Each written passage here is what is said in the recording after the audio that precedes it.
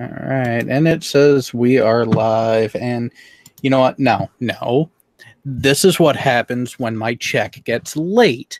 The more they dick around with the shill check, the less reliable that the stream ends up being. But yay, gotta love technical difficulty sometimes. Fucking shit. But yeah, as you can see, we are here. We are actually currently trying to get the rest of the panel back over from the previous meeting. And sometimes I really dislike technology, even though I deal with it all the time. Yeah, have to love it. Not.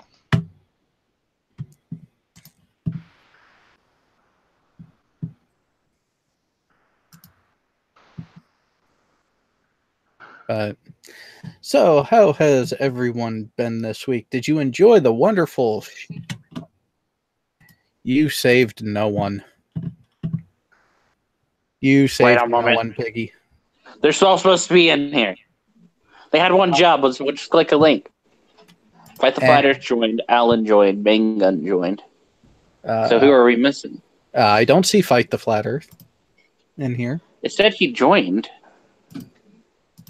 It does indeed say he joined, doesn't it? Yeah, well, yeah. Okay, so he's in the external chat. He still needs to join the call. Okay. That's what I'm looking at. I think a lot of people haven't realized you have to click the join once you get that Google Hangouts window thingy open. Yeah, it's not like... Just says, please wait. Refresh your browser. I've never had this much trouble with. I swear, Google is against us. I mean, apparently we did too good of a job with Sly's show and the after show earlier tonight that they don't like us. Well, Google never liked me. They see all the porn I watch. How did the after show end up going? I managed to fall asleep about 10 minutes into it.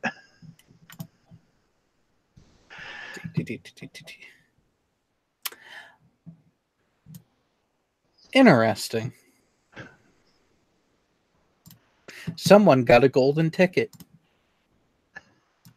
But the real question, Jay, is, do you believe?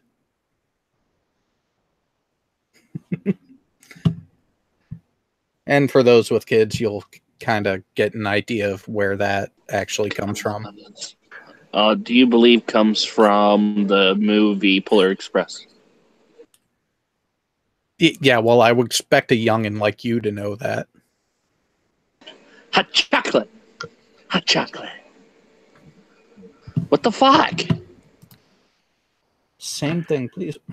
My daughter's favorite movie, Polar Express.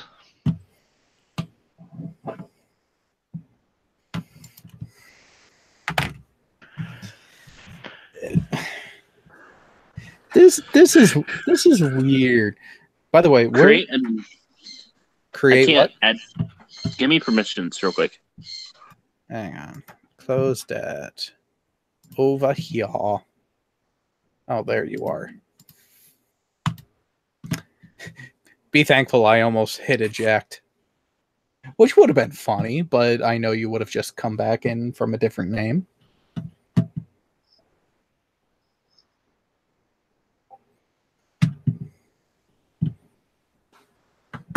Yeah, damn messages all over the place.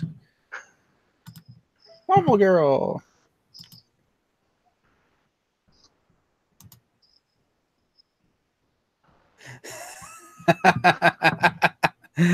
Oh, you guys are going to love this one. So we just got a new meme from Marvel Girl. What? Oh, you will see. And let's do that. Okay, we got main gear gun. We have Fight the Flat Earth. We have Schrodinger, Alan. Who are we missing? No, that was everyone that was in there before. No, I think there's one other person. You? No. Your imaginary friend? It was the voices quit screaming for once. My bad. Yeah. Yeah, So- I mean, it must be strange if the voices do stop, I imagine. So for those who were curious what Marvel Girl sent us, Wait for Flash. Ooh, fucking raw. this is going into the slideshow. Yeah. Beautiful. It's weird being in here. Everything's so dark. I will admit, it is kind of a boring layout, but you know what? I don't know if it was OBS or YouTube. They just did not want to work tonight. Yep. Hit that start button. I can do the intro now.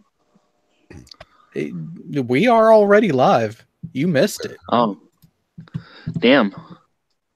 So the thing about me and the voices in my head was live?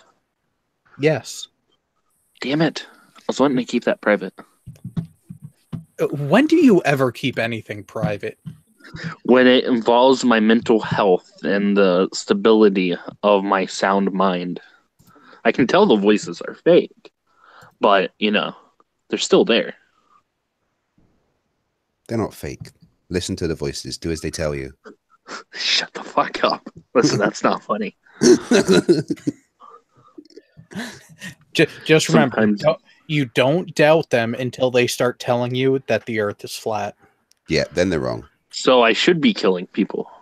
Well, if that's what they say, I mean, I wouldn't ignore a voice in your head, you know? It's God. When I started getting help with my PTSD at the mental health clinic at the VA hospital, I'd go there on about a weekly or other week, every other week or so, and there was a regular group that we had. It was in the mental health clinic, but we'd have to walk through, all of the other mental health stuff to get to the PTSD area. And one time one of the guys shows up with a T-shirt that said, "Yes, I hear voices, and they don't like you." Oh, that's always a fun one. Yeah. So I had an exchange with someone online this week, and Did it involve eating the microphone? Yeah, who's eating the mic? Oh, that's not eating. That's penetration, if I've ever heard it. puppies. I had a puppy in my lap, and he decided to No. lose his mind. No, the puppies. Yeah. But I was asking him, so he was telling me that I was going to go to hell and all this other stuff. And I said, so God told Abraham to kill his son to prove that he loved God. But if God was omniscient, didn't he already know? And he came out with this long explanation of everything. And I responded with, well, if God told you to kill your son, would you? And I didn't get a response. Yeah. No, of course not. Because Well, the voices, like a schizophrenic, for example, right? That voice would, it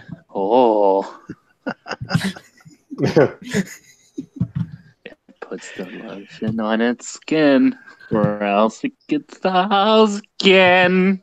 Shut the fuck up, Piggy. Into the slideshow. I can only hear that in Stewie's voice. It puts the lotion on It puts the lotion on the skin, or it gets the hose again. Like, that's the best ever.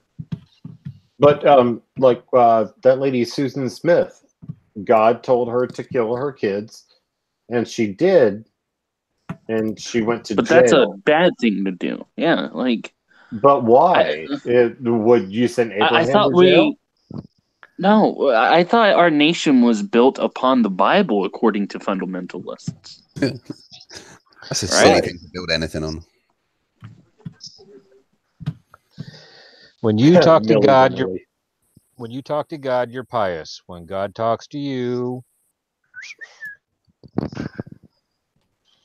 What So if you think you I are just God? I just can't reconcile those things. To be fair, if someone told you that they talk to snakes, right? Or like a snake brought them an apple to eat, you fucking think they were crazy. Plain and simple. Right, because You wouldn't worship them in any way, shape, or form. But then again, 2,000 years ago, we had no idea what mental health was. Yeah. When people came back from like Vietnam and stuff, it was one of the worst wars for giving people PTSD. But a lot of them weren't. PTSD wasn't really recognized, so a lot of the people were kind of dismissed as just being violent, horrible people because they didn't understand what was happening, so the help wasn't available. Yeah. right. Yeah, I had an opportunity that I took advantage of to give a talk to a group of college professors about PTSD, and just because I was the only guy that they could come up with that would have anything to say about it, and I said,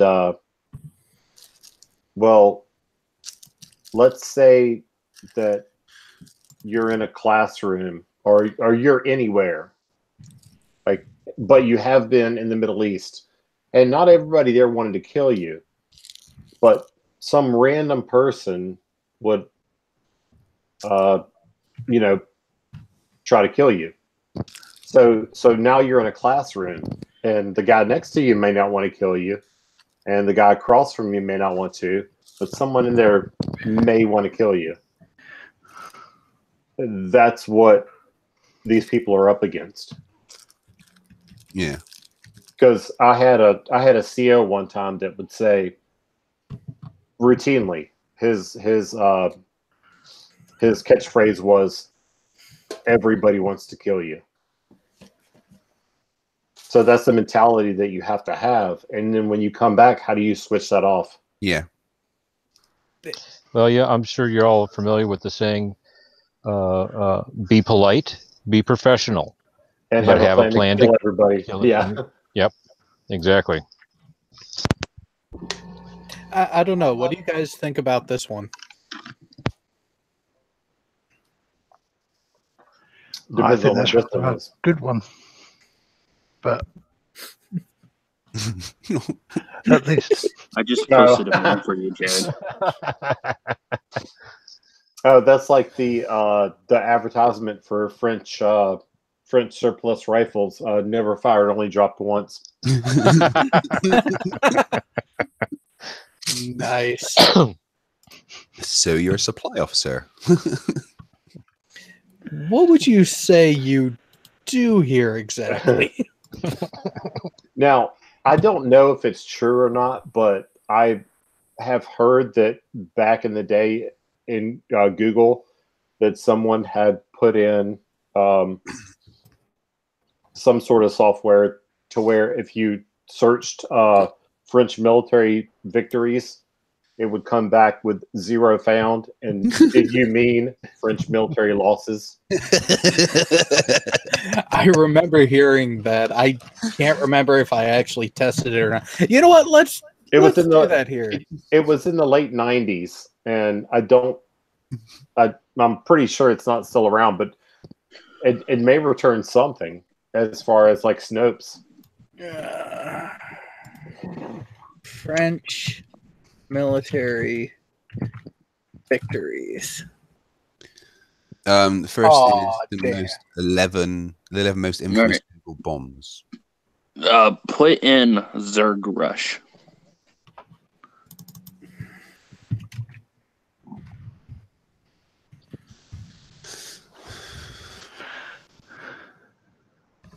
Zerg Rush, I know, still works. It has to. If they fucking remove that, we will kill Google.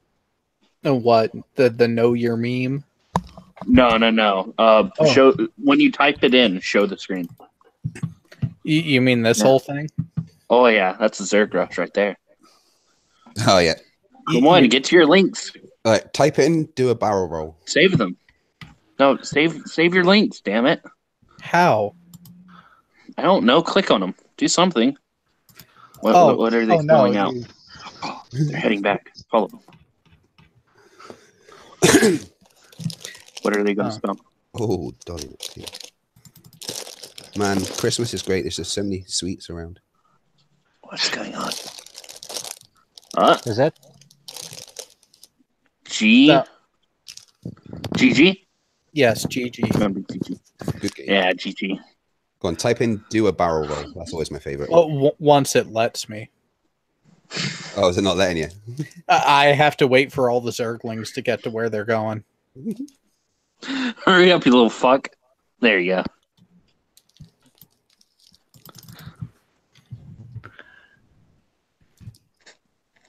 Whee! All right, now go to Discord and show my meme. Hang on, I have others to save first. Because I've been kind of busy and I haven't been able to go through and save all these. And Be careful send. not to show your porn collection. I'm better than that. I can confirm nor deny I've seen Jared's porn collection. I have to say, a lot of BDSM. No, There's- two gigs is not a lot.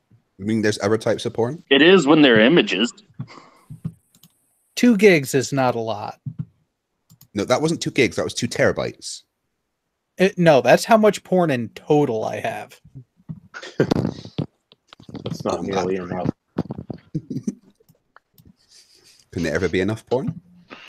I enjoy having unlimited cloud space for the sole purpose of, downloading everything I come We across. already have that one. But with ubiquitous internet, who needs to keep a huge porn collection anyway? Yeah. Yeah. Some of it Well, you can- disappears. Yeah, that is true. Especially when you find like the perfect video that you can nut to like 30 times straight. That's all. Like not changing any videos, you could just watch that for a solid month. Or like when you find a look-alike to someone that you may or may not like in your real life that might be them, but it's not, and it's kind of sad, but they look exactly alike. Oh, I'm waiting for the day that I see someone that I actually know. I'm going to. It's just a matter of time. Oh yeah. Oh, There's actually I mean, it's good unless you like, Mum. I would only use that like 2 or 3 times, and I would delete it. listen, Schrodinger. There are websites designed. You upload a photo, and then they try to map out that person. Why are you telling me stuff that I already know? Wait, Keep it random. wait. Here's a question. How accurate would you say this one is, Kat? Yeah. Think about our rate. Well, the name is the I showed up to work and my uniform was ironed. And For anybody that doesn't know, that's a Navy Achievement Medal that he's wearing. and you're forgetting it's also the I didn't piss anyone off. Right? Yeah. See- I didn't fuck up too bad. See, and that's where I went wrong. See, I got one from my first command, but I pissed people off on the boat and I pissed off Whidbey Island. Right. Well, that picture there is why I had like 8 of them. I've seen guys get that damn Navy achievement for the fucking salad bar in the chow hall. Yeah, it's like you didn't screw up too bad, so you just get one. And it's funny because if you look at like World War II, like the admirals and generals, they would have like 2 full bars, and I retired with like 6. It's the standards have just gone down. I can say that in 6 years, I received 0. Kind of proud of that. That is an achievement. You should have gotten a medal for not getting medals. Yeah. Well, you're supposed to get a good cookie every 3 years, and so I think I count myself fortunate that I have one. Somewhere I fucked up and didn't get busted. In the RAF, you have to do 12 years to get the good cookie gong. When I first joined it was 4 years, and then they changed it to 3. Was it 3? Did they change it to 3? Yeah, it's 3 now. Yeah, the good cookie is every 3, but the service stripe is still every 4. Yeah, the service stripe's still 4, because people would always, once I became an officer, they would always look at my ribbons and try to do the math. But there was some of them that were 3 years and some of them that were 4 years, so they could never quite figure out how long I was enlisted. Yeah, I looked kind of funny the last year I was in. I had a hash mark and a stack of ribbons 4 high, and I was a Lance Cooley. So yeah, now I have to say odd. That's a great screenshot. Yeah, yeah, it was a little different going from this one of the 5 senior corporals of the battalion to being the junior lance corporal of the battalion in like a day. Yeah, so you're sweeping the floor again. Yep. Second award, Lance Cooley, second award. Yeah.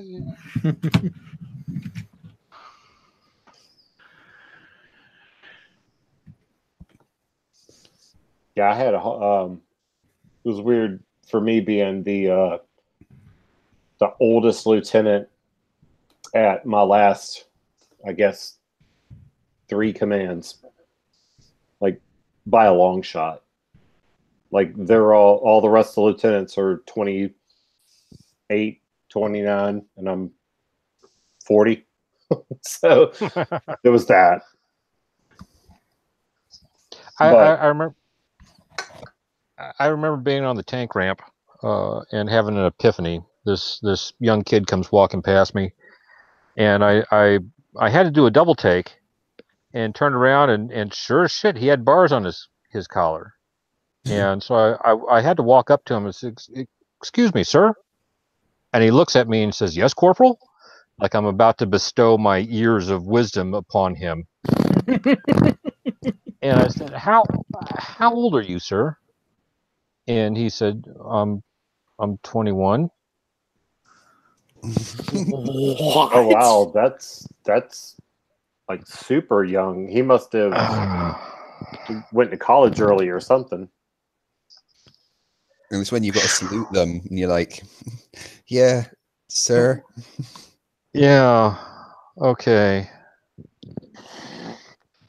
Well, one of the things that I did at each of the commands I was at after I got commissioned was to let the academy grads and all those people know, like, slow your roll. Like, you're new here. You know what I mean? Mm-hmm. Yep. Oh, it's always hilarious to see the academy type show up, brand new butter bars, and then you see the entire goat locker just get this really cheesy grin, like, "Oh, we are gonna have fun with you." Right. But that's why I did that, because like you're gonna end up getting your shit wrecked if you don't, because they go, especially the academy grads, they go from the senior year where they're like the big shit on campus. Oh yeah, they send those middies out to the boat. Right. We had a bunch of them on the Stennis for the short time that I was on it, and I found it hilarious because it was one of those. a lot. You could definitely tell the booters on the rest of the enlisted side, because they would go to salute the midshipmen, and I would just walk by, laugh, as like, fuckers, they're not even commissioned yet. Yeah. We had a Yeah. midshipman on the Westminster, and it was just he was totally eager to please. He couldn't have been any older than 23. And he was, oh, let me help, let me help, let me help. And he was really naive and quite dense, but obviously super smart at something. So to get rid of him, my chief said, "Oh, could you go down to the supply and ask for a long wait?" And he actually went and asked for a long wait, and the guy was like, "Yeah, just stay there," and just made him stand there for about 45 minutes to an hour. Yeah, or left-handed monkey wrench. Yeah. Know. So yeah, I would grab those guys up and just be like, "Hey, just slow down. Listen to your chief. Yeah, like do what your chief says for a year. Like a full year, and you'll be okay." I think they teach those guys something different. The academy grads, I think they have to teach them not to trust the fucking enlisted men. They do, and I can give you an example. I was at an engagement where they were going for their summer cruise. I don't know if the British have an equivalent of the summer cruise. But it's where they kind of go out into the fleet for a couple of weeks or so during their summer out from college. And there was a captain, an 06 captain, who said, "Watch out for the blue jacket, white hat wearing sailors, because they'll steal your shit." And back then, the blue jacket, white hat wearing were E6 and below. So he was basically saying, watch out for them because they'll steal your stuff. Jesus. And No, like, Will, why would you say that? Like, that's not even true. Yeah. What type of boat was that on? I know that was just that was on, God, what base was that? That was on Little Creek. But it was just the conglomerate of midshipmen that were coming on there. They were going to various commands. See, that's something that I always... you could lose respect for the senior leadership like that in a heartbeat because of a comment like that. Right. And he was misrepresenting the wardroom, just like some junior sailor could fuck up and misrepresent the enlisted crew. You know what I mean? Yeah. So he made us look bad by saying that comment, because he was probably an academy grad who got told the same thing. Yeah, and see, that's the thing. I always got... you definitely notice a mentality difference between the people who went to the academy versus those who went OCS, and then those who were Mustangs. Right. And I have met several academy grads that were just kick-ass dudes, but that's not the preponderance of them. yeah. Nope. And I'm saying that as an officer. Like, I do not respect someone who's a ring knocker just for being an officer. Yeah, you have to understand your people and where they're coming from and what they have to deal with. And I think that's why I've noticed it's your Mustangs, your warrant officers, and your LDOs. They're the ones who get it. It's just they know the shit that the people below them really have to deal with. Right, because we did it. Yeah. I mean, I swept, I swept my offices. I mopped the floor. I went down and needle gunned. I did all that bullshit. Sweepers, man your brooms. Yep. And guess what? The Airman Overby, go do your bullshit. I did it. This is my broom. There are many like it, but this one is mine. My Correct. broom is my life. I must master my broom as I must master my life. Yep. I did all that. This is my needle gun. There are many like it, but this one is mine. I actually had a guy in my shop in Japan tweak the entire rifleman's prayer like that, but change it from "this is my rifle" to "this is my needle gun," and he did it as a joke. Guess what he ended up doing the next import that we had?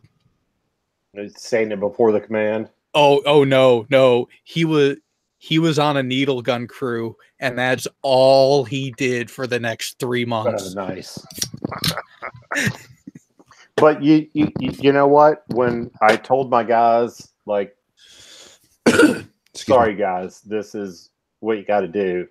At least they knew that I did it. Yeah.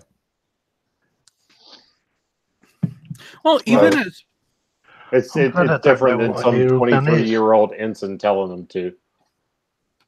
Well, and here's the thing. I still considered myself a junior E4 when I got to the boat in Japan, and I was given the position of production soup immediately, and I very much had to learn on the job at that point.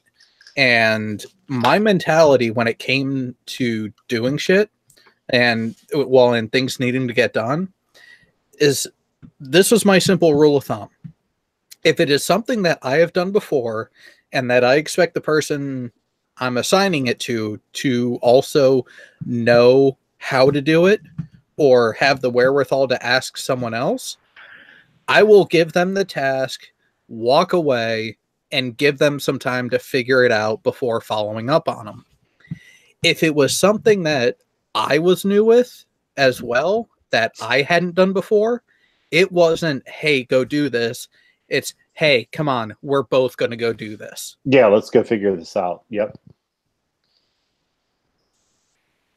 Yeah, I got when I was on the list for E4, they said, well, you're going to be a CDI. And Jared, you know what a CDI is. Yep. So I had to go through that process as I was going through Petty Officer NDOC. And when I got frocked, they said, guess what? You're the night shift supervisor.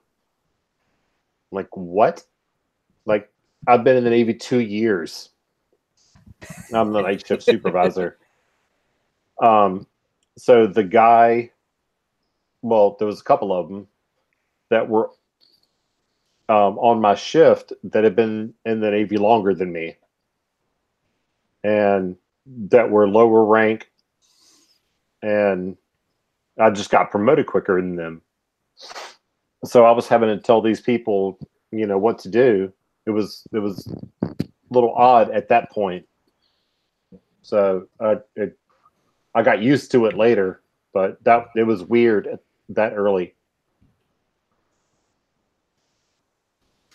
Oh, when I got to the Kitty Hawk and got thrown into that position, I did a double take because when my LPO, who was one of my production soups in Jacksonville, Florida before that, when he said, oh yeah, you have 3 days to finish your check-in and then you're running days, I looked around the shop. I was like, why me? Why not one of them? And I looked at and pointed at a couple E5s that were in the shop. And he was like, well, that one is the current one, but he's leaving in 2 days. And the others, they don't want it.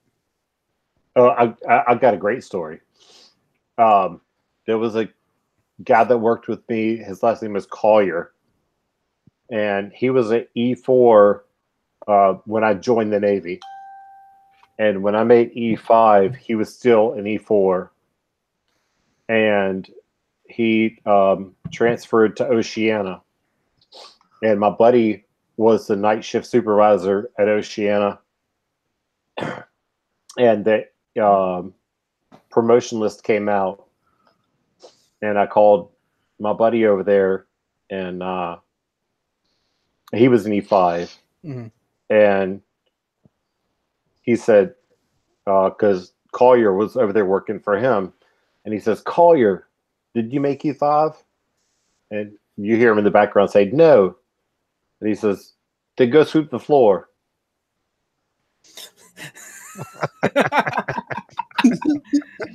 Oh, I remember one occasion I got pulled to temporarily work the armory for about a month. I was the armory custodian.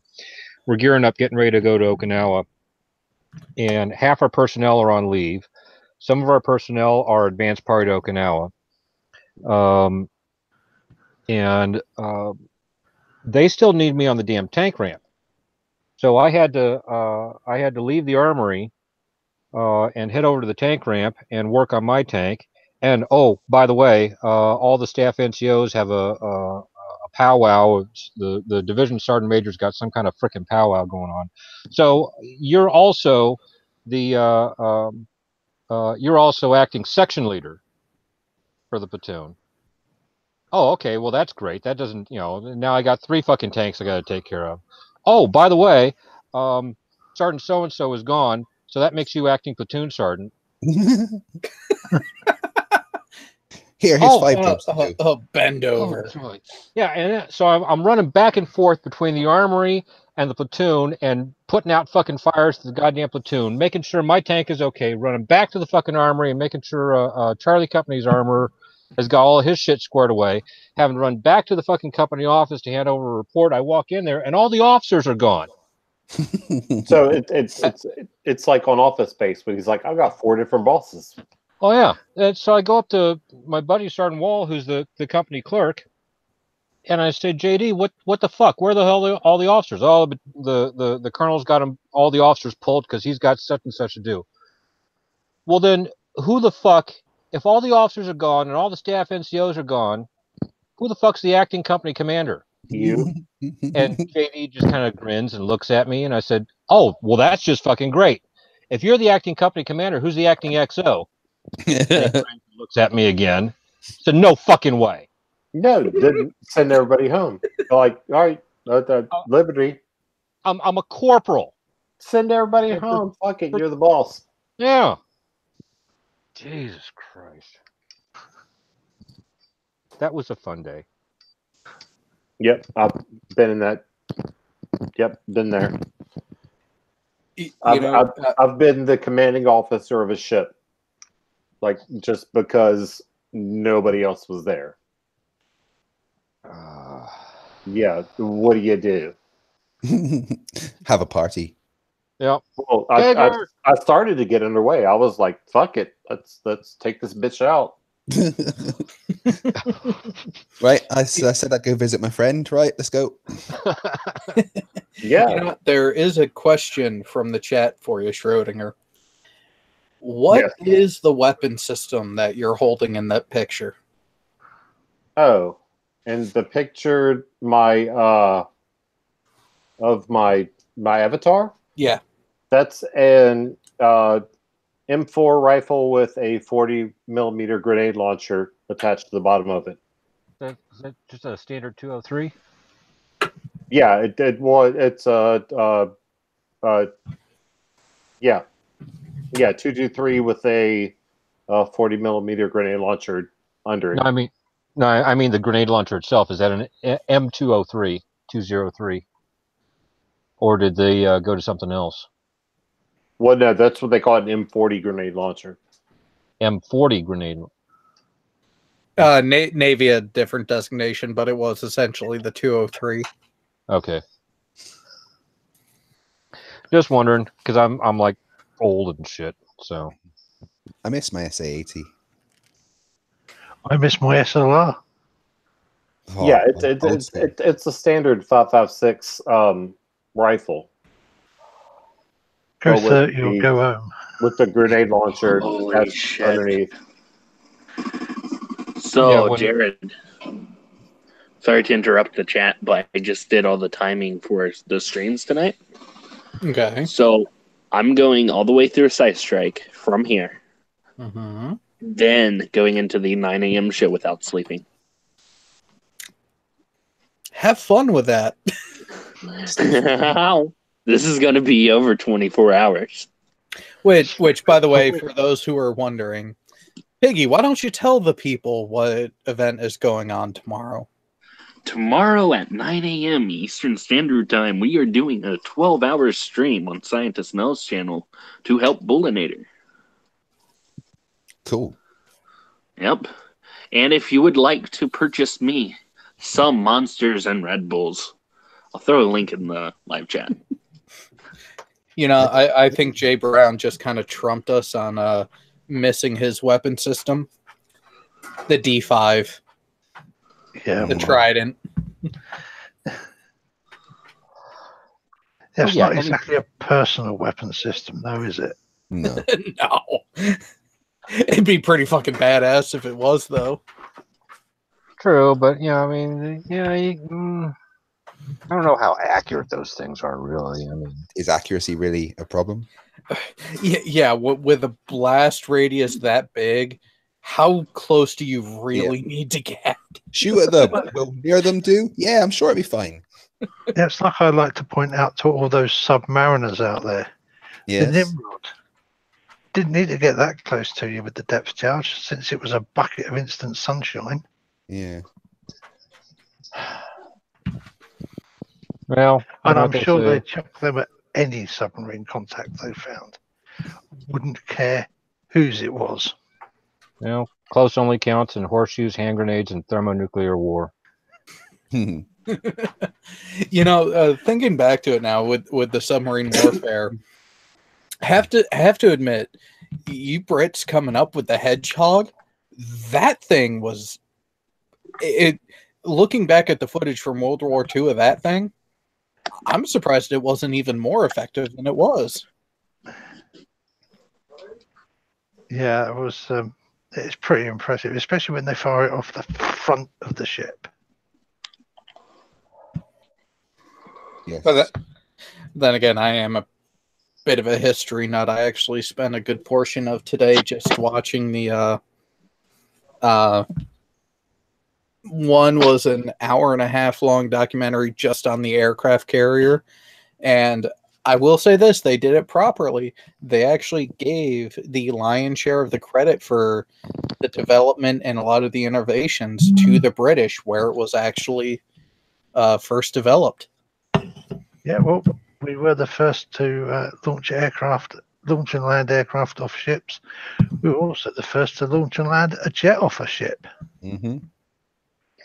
Sorry, I'm back. I love the Just- idea just- behind that. It's moving too fast. So grab a rubber band.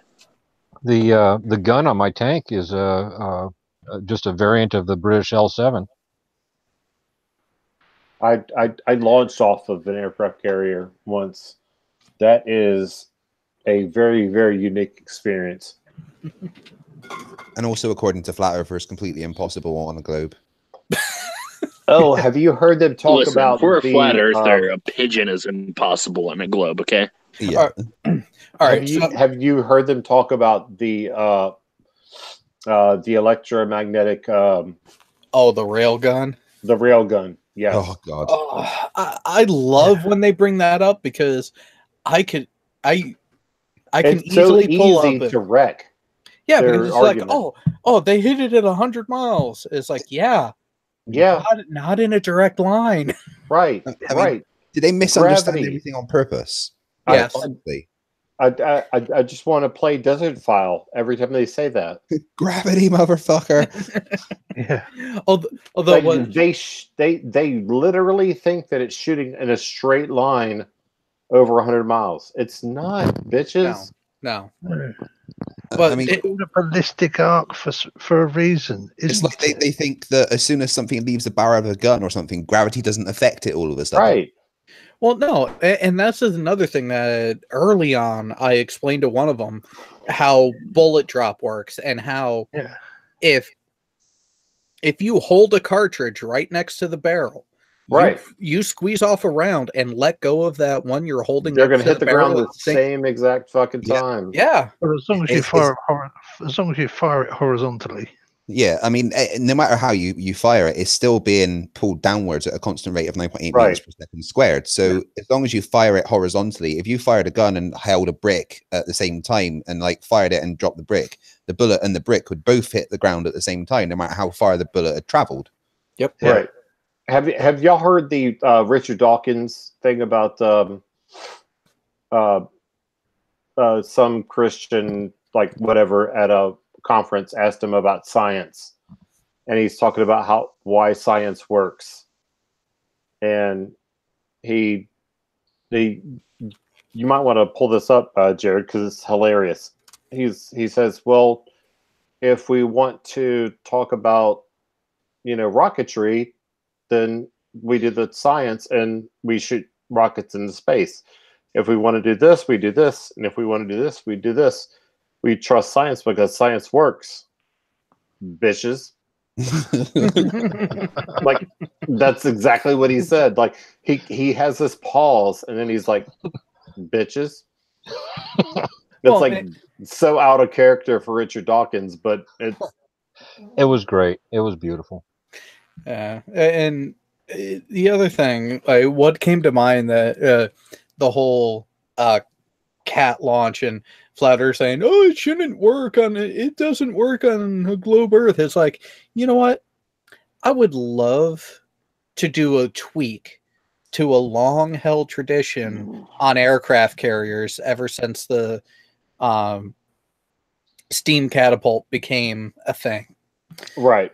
So, for those who are unaware, when a chief or flight deck officer completes the last flight ops on their cruise, on their last ride on that ship, there is a beautiful tradition where that person has to take off their flight deck boots. Yep. Which are the off the front. Yep, which then they're tied off, they're put on the shuttle and launched off. And then they run down the track behind the shuttle in nothing but their socks on something that steam just ripped through. Yeah. But here's what I would like to do with a flare for as a variant of that. Through the steam catapult and fire. Just lay them down, and you know what? I'll be kind of nice, and we'll put them in one of the carry baskets for a casualty. But then we'll strap it to the shuttle, put it under tension, and then launch the fucker. Well, the funny thing that I asked was that retard Pete and Peter that said that Water's not H2O. It's Right. just water. well they had one episode where water didn't boil in a vacuum. Bullshit, it doesn't. Right. Well, Did they just like make shit up, man?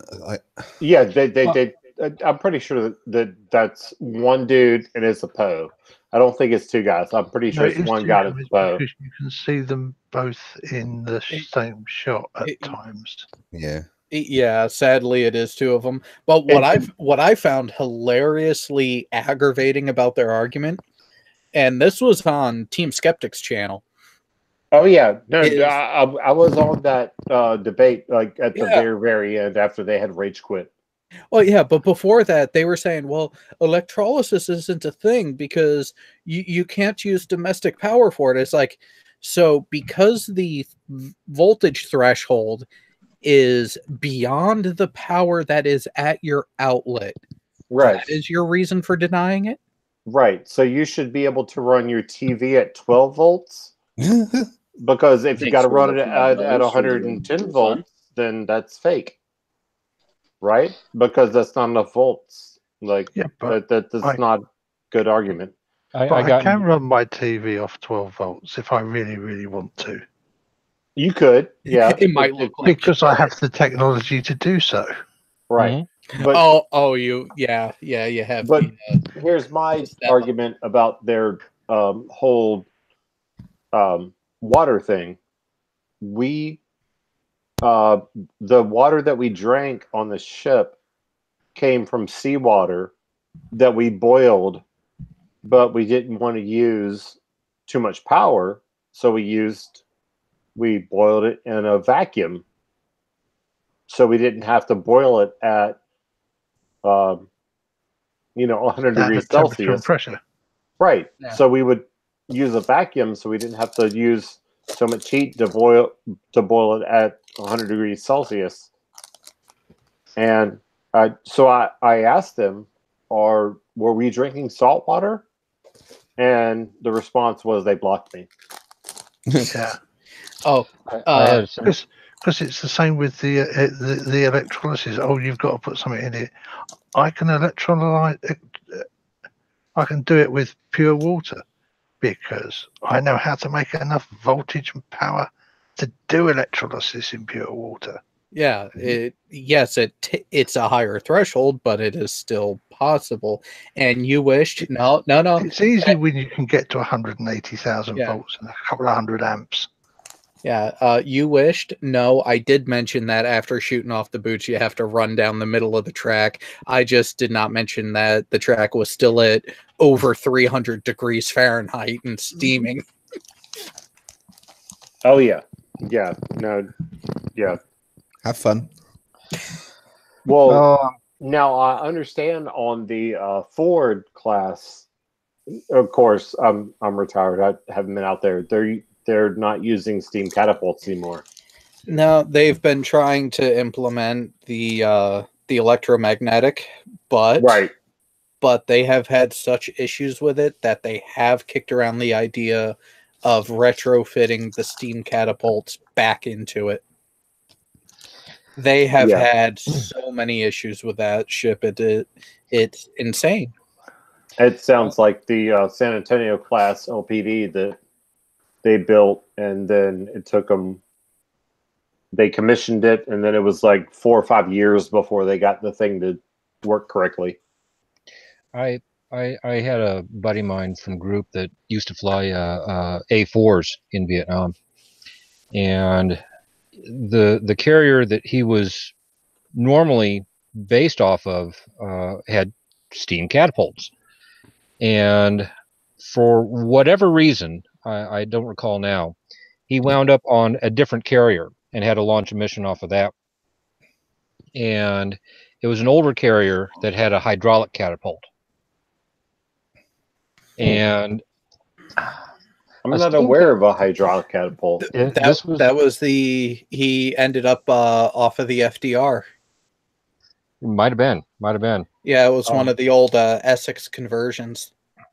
But he was used to the steam catapult, which you're getting. It's pushing you all the way down, the whole way until the plane leaves the deck.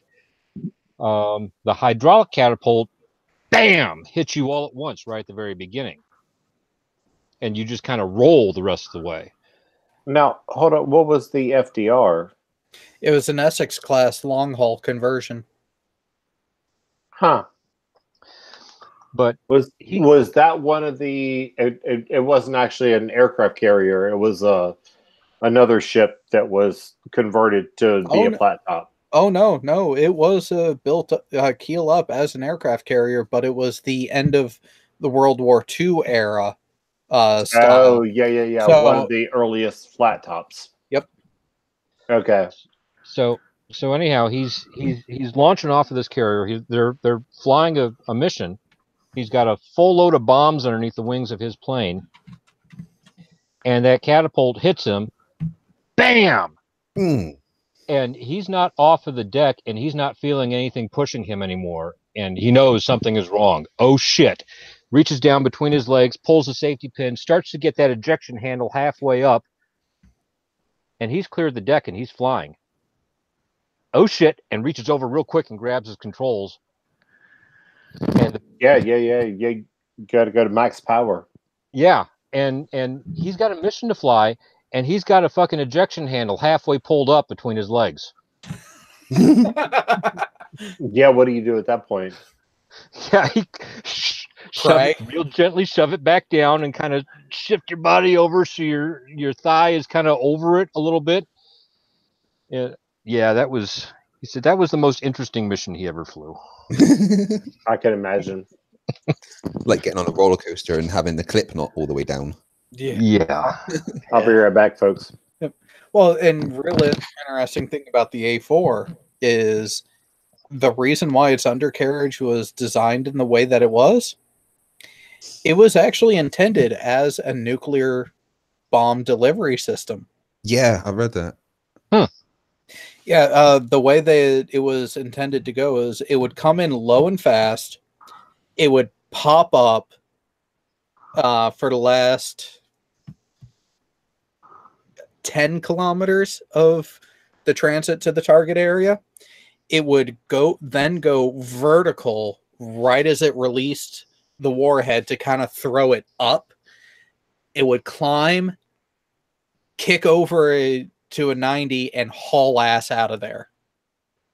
That way it was out of the range of the device by time it detonated. Yeah. Nukes are fun. I'm sad that I may not see a nuke get launched in my lifetime, because that would be nice to see HD, feed of a nuke being blown up. Maybe with Trump that will happen.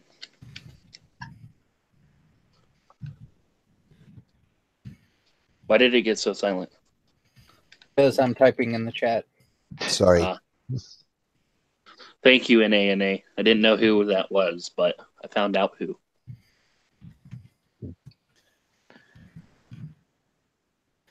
Oh, man. I would say, Jared saying he was. The odd thing I've been watching just lately is documentaries on the American Civil War. The big topic. Yeah.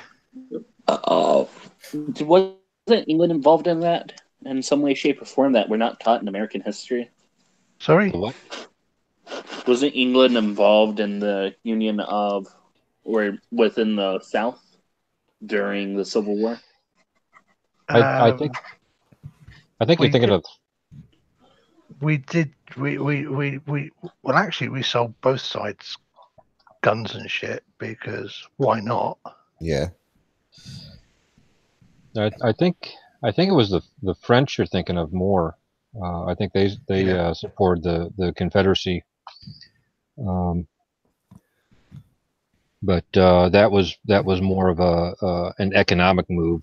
They're great at choosing sides, the French, aren't they?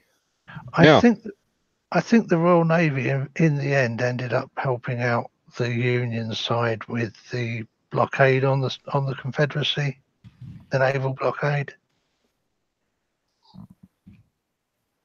I don't know. Yeah, I don't know too much about the American Civil War. I have a friend of mine who's a Civil War buff, and he could tell you straight off. But it's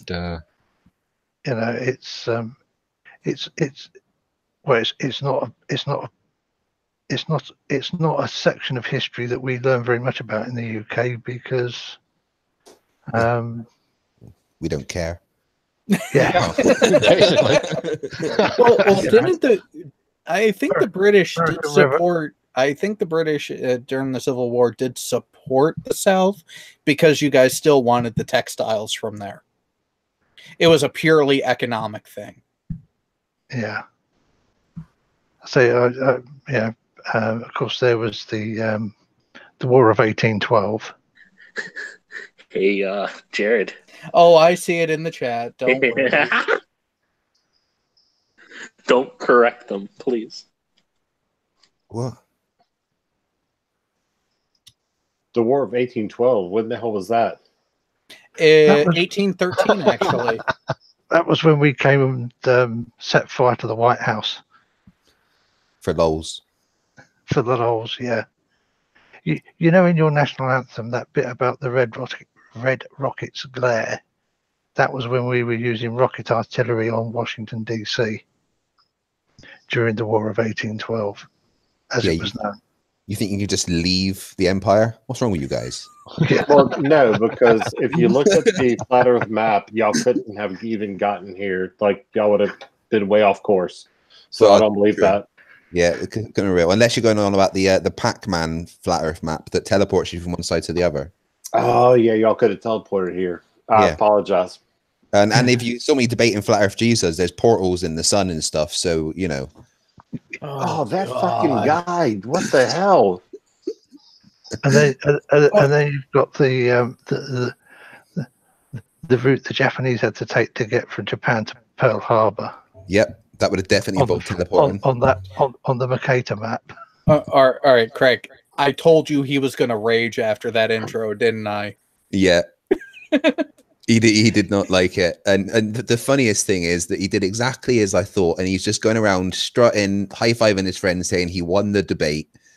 When he spent the debate saying how ridiculous my argument. I want to see it. He said, kept saying my debates are all ridiculous. And then he told me the moon was made by giants that dug it out of the Grand Canyon and filled it with helium. Oh, the Sounds legit. helium thing. Like, where did they get this helium? Yeah. And the sun is a portal that is connected to Satan, who dilutes God's light or something. GE did a great summation of that whole thing. Yeah, I don't know if you saw it. yeah, I was there in the live chat earlier. The guy was pure mental. Which is why that very first video I saw, I had to comment and reference that LSD experiment that he did, which is still on his channel. I know. If you comment on his video, he comment back going, "Oh, I don't even remember putting this video up," and it's like, what you on about? Like, he posted a video up after the debate, and I commented on it. He's like, "I don't know. I haven't watched the video I posted yet. I don't know what's in it." See, I don't get responses from flat Earth people. I just get blocked. I've never got a response. You cannot be direct with a flat earther. That's your problem, right? Yeah. When something's occurring, I know you have to the way I indirectly am. correct them. Okay, or they get butthurt. Yeah. But if you tell them why they're wrong, you just get blocked. Yeah, you can't do that. You have to make them discover they're wrong by leading them to the correct way. Has that ever happened? No, No. because Yes. even that doesn't work, because you'll get about halfway there and they'll realize, oh shit, I'm agreeing too much. I can't do that. Yeah. Right. Exactly. Or what will happen is you will back them into a corner at science and logic, and then they just go, because God did it. Yeah, God did it. Yeah. God damn. So that's why my prostate, stimulates me sexually. So This is God God did it. is the cause of gay men. Obviously. See, this is why I don't even try talking to these people. I just point at the monkeys and laugh. That's Sometimes that really is the best thing to do. I mean, that's what like a lot of my channel is about, is at pointing them at laughing at them. But a lot of my channel is about trying to let people see how stupid the whole idea is. I like your approach, like just fucking calling them out and calling them fucking retards. It's a little bit more than I think is effective, but overall, I like it. I'm angry at them, and I kind of want people to see how angry I am because of how stupid the whole thing is. Like, well, if you look at guys like what's that, the crazy dude with the beard, That doesn't really narrow it down. I did this last week too. I couldn't remember the fucking guy's name. The Flat Earth Jesus, Ross Thatcher. No, no, the Steve. one that Steve he- McRae. Not Steve McRae. Wait. So he's on the idiot side. Is it the one that? No. Is it the one that Red debated? Right. Red Ernest, debated him. brother Ernest. Yeah. He homeschools his kids. Aye, that worries me. What the fuck? And by the Depending way, on the state, hold on. Depending on the state, one of the great things about homeschooling is that child still has to pass a yearly state test. yeah, So they still have to show progress. Yeah, maybe, you know, like Here's the the problem: government it's officials will be Massachusetts. yeah. It's Massachusetts. That They are child's not that doomed. bad. That Yeah. child is doomed. And by the way, we can all thank Jay Brown for this lovely image. He sent me that like No, 2 it's- days ago. Godless Engineer did a video on M. Benz about him telling his kids about it all. And like he's like, yeah, I'll let the kids, I saw that. I do saw the that, science and pass the exams. When they come home, I'm gonna let them know that it's all fake, and I'm gonna tell them the truth. I'm not gonna give it to them all at once, but I'm gonna feed them little bits of information about the fact the Earth's flat. And it's like, so you are literally just ruining your fucking kids. You're dooming your children to ignorance and failure. Yeah, either that or his kids are going to be like, "Dad's a fucking nutter. Let's move out as soon as we can." I would support classifying that type of treatment as child abuse. Absolutely, 100%. Oh, yeah. Oh, you see that a lot when it comes to religious individuals, that we deal with. And also, like flat earthers, where they go for the entire purpose of indoctrinating their kids. Max Dean Esme had a video on his channel that you can find on Godless Engineers playlist, where he is telling his son, you cannot trust an atheist. Why? Because they're an atheist. Well, let's take it to the extreme. Let's say you're a breatharian. Fucking Dave. And you're just not going to feed your kids. Yeah. That would be kids. You don't need to eat. You can survive on sunlight. But Daddy, I'm hungry. No, go outside and eat the air. Right. Like I can imagine a kid actually people trying to swallow big mouths full of air. Right. Like, there's a kid that has done that. Yeah. I mean, I don't want people coming to my house and telling me how to raise my kid. No. But there's a wall. There's a point to where, come on. I mean, you're right that you don't want someone to come to your house and tell you how to raise your kid. Exactly. But at the same time, if you were doing something that you didn't really realize was wrong, would you not appreciate it if someone came to you and said, what you're doing there is wrong? That's exactly what I'm saying. Yeah. If I'm not feeding my child because I think he should just breathe air, somebody should come to my house. Yeah, exactly. Yeah. And once you come around and realize it, you will then appreciate the fact that they said that to you, right? Correct. Yeah. Maybe not initially at the time, but you will realize that they did you a favor. Yeah, that's what I was saying. Yeah. On the small scale, I don't want to be screwed with, but if I'm just fucking up, then come on. Yeah. There's a standard that's got to be met. Yeah. And there are obvious people with mental, disadvantages, is a way to put it. Allegedly, Dave. That just can't, Riley. take care of a child correctly. They have the best intentions.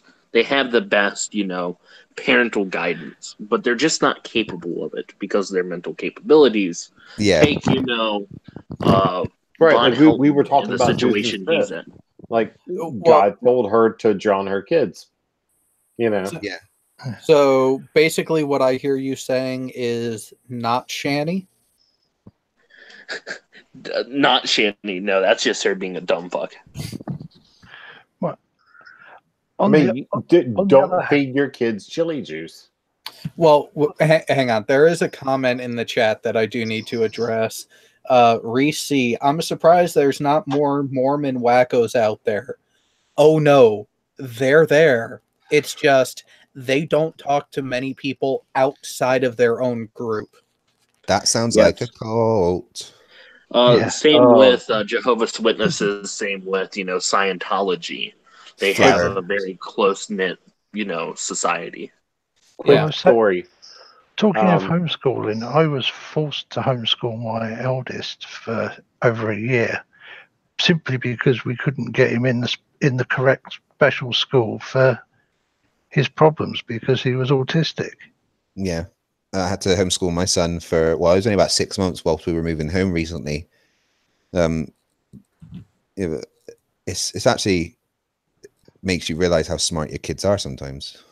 Yeah, I mean, my problem was that my oldest is profoundly affected and is has very limited communication and stuff. So it was because none of the schools could actually deal with his level of difficult behavior, as they would call it.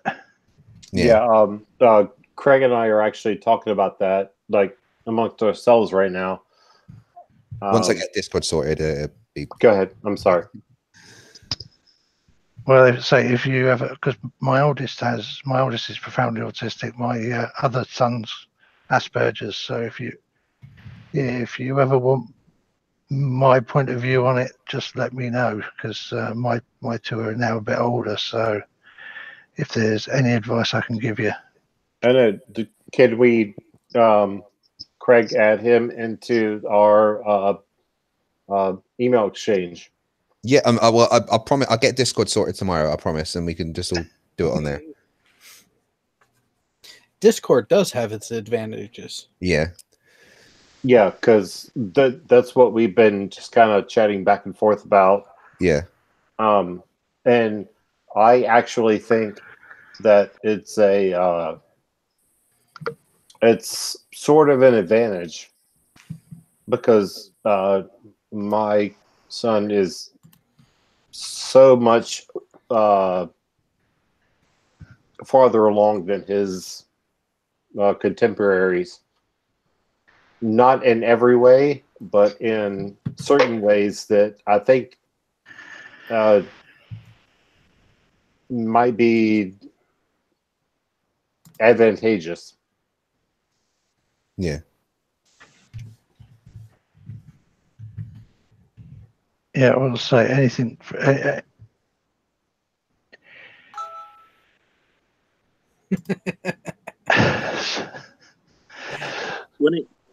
There's nothing wrong with homeschooling. You can homeschool your child successfully, and that's where there's government, mandation on how far that kid has to be within his educational, process and knowledge to go to the next grade. The problem is an awful lot of people don't realise just how much hard work homeschooling your kids properly is. Very. Oh yeah. It's not just, throwing up a documentary or, spending 5 minutes teaching them a concept of math. It's hours upon hours of work. Right. That's why they employ an entire force of people to teach you. Teachers at schools, yes. Right. Sorry, you mean To indoctrinate? specialize in teaching. Yeah, who specialise in guys, teaching a single subject. Oh, Yeah. that's just brainwashing. I don't know what it's you're all just talking about. indoctrination, man. All these schools and universities, it's all just programming you. Right. I would say How are we universities gonna- a bit with gender studies, for example. There's some laughable courses on within universities. But how But can we outside of that- indoctrinate these people that the Earth is round if we don't send them to school? Yeah. Oh, we do that Yeah. for TV by teaching them aliens created us. And I was going to say, isn't it interesting that oddly, the range of radars is limited by the altitude of the aircraft. In that, even though the radar can see a target at 300 miles, if it's only at 38,000 feet, we can only see it at 200. Oh, strange that. I mean, if it was flat, then there wouldn't be a limit. Well, Well, that's It would the be thing, this you know, way because we just Jeranism. point the beam up at 1 degree. So, you've got to allow for the fact the beam is pointing up at 1 degree. It's so funny because I cannot remember how many times that we would launch a helicopter and it would ascend just after sunset, and then all of a sudden I would see the sunlight hitting it. Yeah. What? From underneath, yeah. Correct. Yeah, it's perfectly possible on the flat Earth, obviously. Here's the thing about Because the flat Earth, perspective. right? Yeah. Now, Perspective. I've only seen one video from Jeranism, and that was during a movie night. We were going over the whole JFK assassination bit with Jesus. George W. Bush. That was on the night of his death when we had to call that shit out.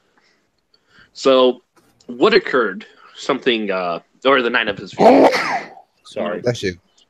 What occurred was there was a video at the beginning of Jeranism. Sorry, It was I the tried perfect to flat mute. Earth. It's okay. It was the perfect flat Earth test. So you hold a flashlight at the holes of these, level boards in front of you, right? You're about 3 miles out. You're holding a flashlight to your chest. If the Earth is flat, you would see that light. All right. If it's round, you would see it above. You would only see the light above your head, right? When you hold it as high as you can. Yeah. So they did the test and they proved that the Earth was round. Now that's the only video I've seen of Jeranism. Never watched the Reds debate. Can we just quote Jeranism? What he said after that? Interesting. Interesting. Yeah. Yeah. Yeah. So I have been proved, to me, Jeranism has proved the Earth is round. Yeah. It's By something his that's own interesting. Don't experimentation. you inspect it, like go further and try to figure out why that's interesting. Oh, he already knew, which is why it disappeared right after that. Yeah. And it's never been posted on his channel or Globebusters. Just like the results of them playing with that ring laser gyro. Oh, the measured 15 degrees an hour. What was measured the movement of the reason heavens. for that? It was heavenly. Yeah. Something. They They were said- trying to isolate it from the heavenly energies. It's like, bitch, it's already a sealed container. How can anything affect Right. it other than the motion of the desk it is literally sitting on? They do understand how a gyroscope works, right? It literally measures No. physical properties of what it's on, not what it can see in the fucking sky. Right.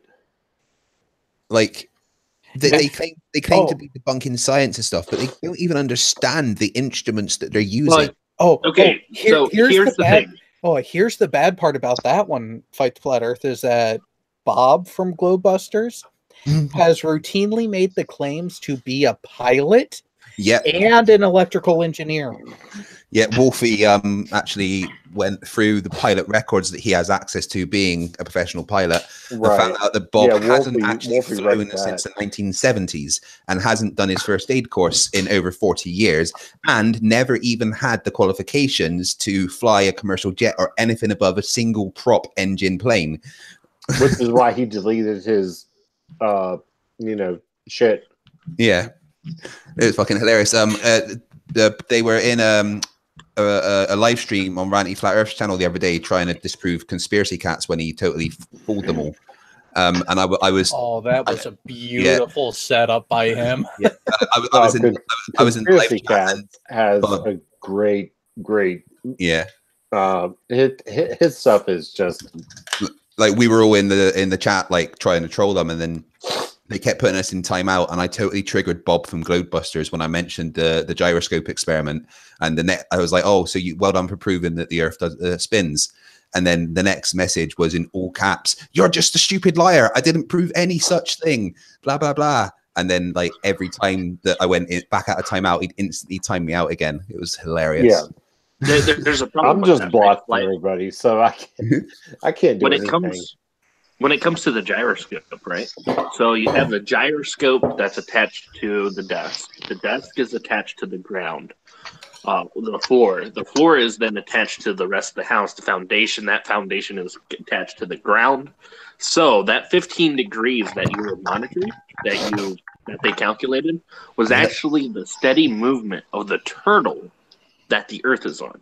Well, no, it was actually the elephants having to shift places and lift their leg up so the sun could go past them. Okay, yeah. I'm going over the Side Strike episode of the model I created. Like on our chips, we have a gyro, and it's called it's the Wizen 7. I think they might be on the Wizen 8, like since I retired, but it's a gyro, and that tells us where the fuck we are, and we navigate by accurately too. Yeah, very fucking accurately, very accurate. I mean, you can measure like the drift of where you are compared to the North Pole, and then use that amount of drift to calculate how far away you are from the North Pole. Exactly. Well, if you run aground as a captain, You're in trouble. You can't blame it on the gyro. Like that's how accurate it is. Yeah. It's not like trying to blame GPS for making you drive into a lake. So it's like how submarines operate completely blind is from that gyro. Right. And we have so we fucking know it works. Even the basic man understands that submarines have no fucking connection outside of a radio. No, there's no fucking glass you're looking out to see where you're going. You're literally just going on the data you get from the instruments that are based on a globe Earth. Right. And we have we use satellite data also. Hey, Marvel Go. For our hits off, to take reference frames. And we're thousands of miles away from shore. So it's not cell tower data. So yeah, exactly. Yeah, that makes me laugh when they say that GPS is done by cell towers. It's like regularly I've been driving through the middle of the Scottish Highlands, and there's no fucking cell towers around there. Right. But my GPS is still working fine, and then GPS that we use in the middle of the ocean, tell me where the fucking cell towers are. You know? I called home on a cell phone on a satellite phone from the middle of the ocean. All right, so I actually know their answer to this. So essentially, the random data measuring fucking bobber things that we have. What are they called? What? Well, what are those fucking? You normally see them off the coast of like different different beaches. They're there to do basic statistics for like sea temperature, waves at the time, where the current's going, etc. Buoys. Oh, the buoys, like the North buoys. Atlantic ones. Yeah. Their claim is the buoys actually have cell service. They're sending out the cell service. Yeah. Find me one of them. Find me one of those buoys in the middle of the Atlantic. There are actually buoys there. Well, not really that many. There's like certain amounts that are dotted around for monitoring weather conditions and stuff, but certainly not enough to cover the entire area with cell service. Correct. I live out in the middle of nowhere. The nearest cell tower, I know exactly where the nearest cell tower is. It's 4 miles due south of me, and I live on the southern slope of a valley, which puts that cell tower just over the horizon. I have zero cell service at the house. I have to walk all the way out to the damn road and then up the road about a quarter mile before I can get cell service on my phone. You got to have a visual line of sight. Exactly. But you know what? My Garmin works just fine. Right. That's what I don't understand about what are these people talking about? Well, they also say that all GPS instruments, like GPS in your car or the TomToms, whatever, they're all pre-programmed with the information, so that it knows where you are, even when it's not connected to anything. Right, but I can drive from coast to coast and still listen to my XM radio. And your terrestrial radio, you got to change the station. I can listen to GPS radio XM from coast to coast. Yeah. Well, and what I always Jared, I sent you a love, picture in BTW meme. yeah, I'll check it later. What I've always pointed out to them, and is part of why the bulk of them have blocked me, is because whenever they point out that whole, oh, GPS is ground based, I bring up an image of a random commercial aircraft and I ask them, point to the GPS antenna. The thing on top of the plane. It is always on top and it is always back near the vertical stabilizer. It's like, okay, so when it's at altitude, how the fuck is it getting a ground signal from there? Oh, well, there's a simple explanation for that. See, all the airlines, Magic. all of the airlines. No, they're in on the conspiracy too. Because I asked one, how is it that you can fly from South Africa to New Zealand in only what the hell was it, 10-hour flight, 12-hour flight, something like that? How the hell do you do that on your flat Earth map? I said, well, what happens is once they get out over the ocean, those jets go supersonic. And they don't tell anybody. Well, yeah. So they actually have the technology to make the jets go supersonic, but no one's noticing. So how are they simultaneously sending GPS signals and chemtrailing? At supersonic It's all speeds. with the buoys, man. It's all with the buoys. Yeah. Check out that map I just sent. Jared. Hang on. Because they got to be doing both. Man, I mean, I'm so skinned. I've been thinking about getting a job as a chemtrail pilot. I hear they pay quite well. Oh, fuck yeah, they do. Yeah, I mean, my NASA show Jared covering it. Jared has connections. You can contact them and they'll help you. Well, see, Jared's got the map, so he knows what we got to do. I mean, there's a reason why he's not showing this buoy map. Well, it looks like Jeranism's been hit quite hard There by you go. the YouTube purge. So that's one of the things that is actually a thing that they will say is each one of these floating devices or buoys, essentially.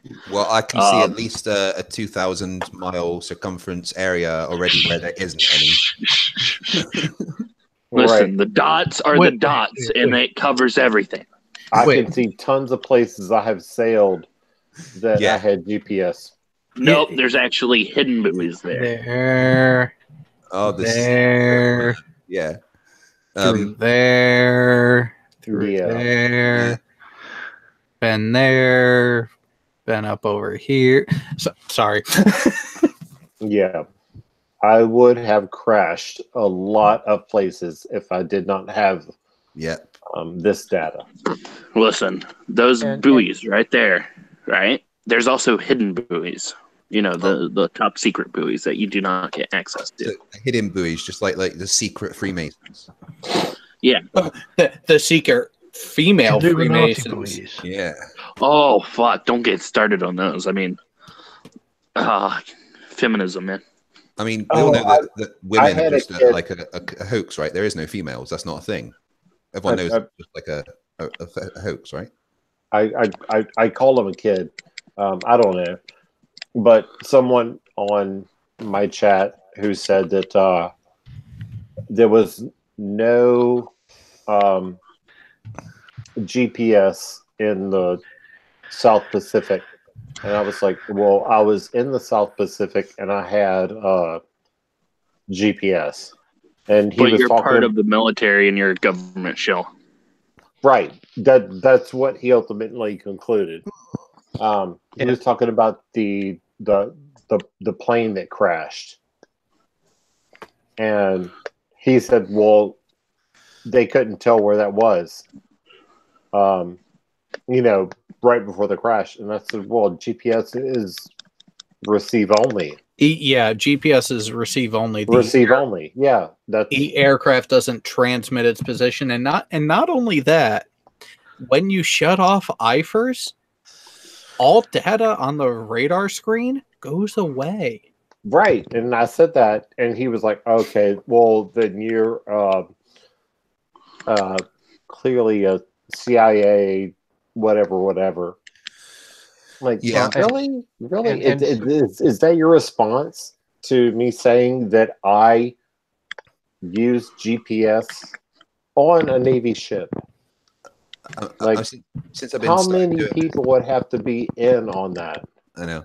Apparently, I work for NASA, FBI, CIA. I work for MI6. I mean, I'm waiting for my checks from all these people. GCHQ? Oh yeah, obviously, all of them. The Well, number and- of people I mean- that would have to be in on it is astronomical. Yeah, But also, all of the transcontinental shipping companies, they're all in on the conspiracy too, obviously. and Well, every it's not just cartographer. them. Well, And, you its got to look at the size. commercial. You got to look at the commercial fishermen too. They're in on it. Oh yeah. Yeah, Mhm. Also, just basic companies like McDonald's, they're in on it. yeah, because they've got a whole like shipping and like logistics Oh, department that has to manage it, and yeah. So everyone, Well, everybody knows, on the but no one bridge knows. of any ship that I've worked on would have to be in on it. Yep, and pilots of every plane that I've ever been on. Well, the pilots are definitely in on it. If you ask a pilot nicely, they'll tell you that the Earth is flat. Oh my god. Well, on the bridge wing of every ship that I've ever worked on, we have this device called the Big Eyes. And it's basically a telescope. It's a very, very powerful. Yeah, the high-powered, actual powered optics. Right. And you can look for ever, like to the horizon. And we would look at, oncoming ships or, ships that were passing, in proximity, or, land-based, whatever, optics. And Sure. at night, we would use night optics and see the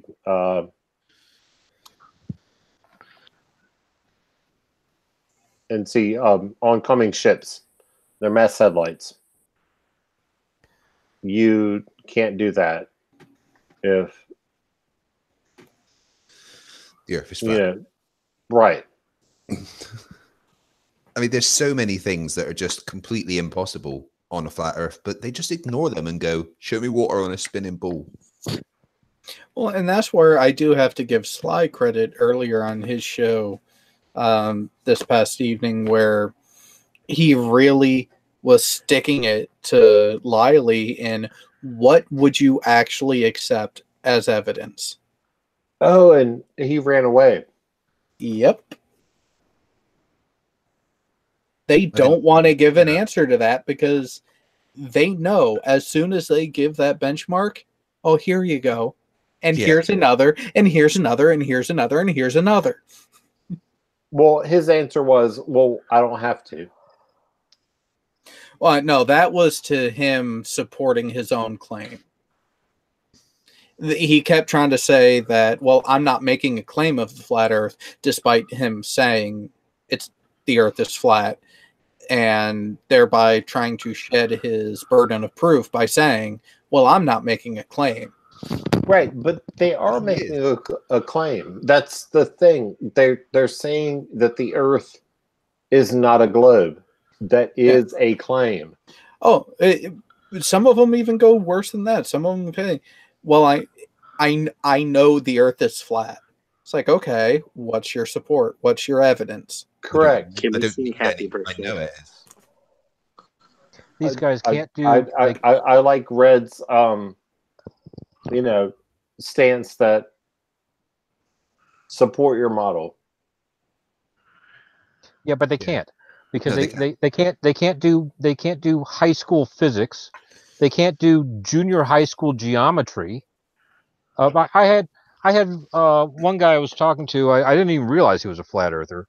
But I was talking about New Horizons and how fast that damn rocket was going, and immediately he starts challenging me, saying that all NASA is obviously completely fake, but rockets themselves in space are fake because the rocket engine has nothing to push against. Oh, I just talked about that today at work.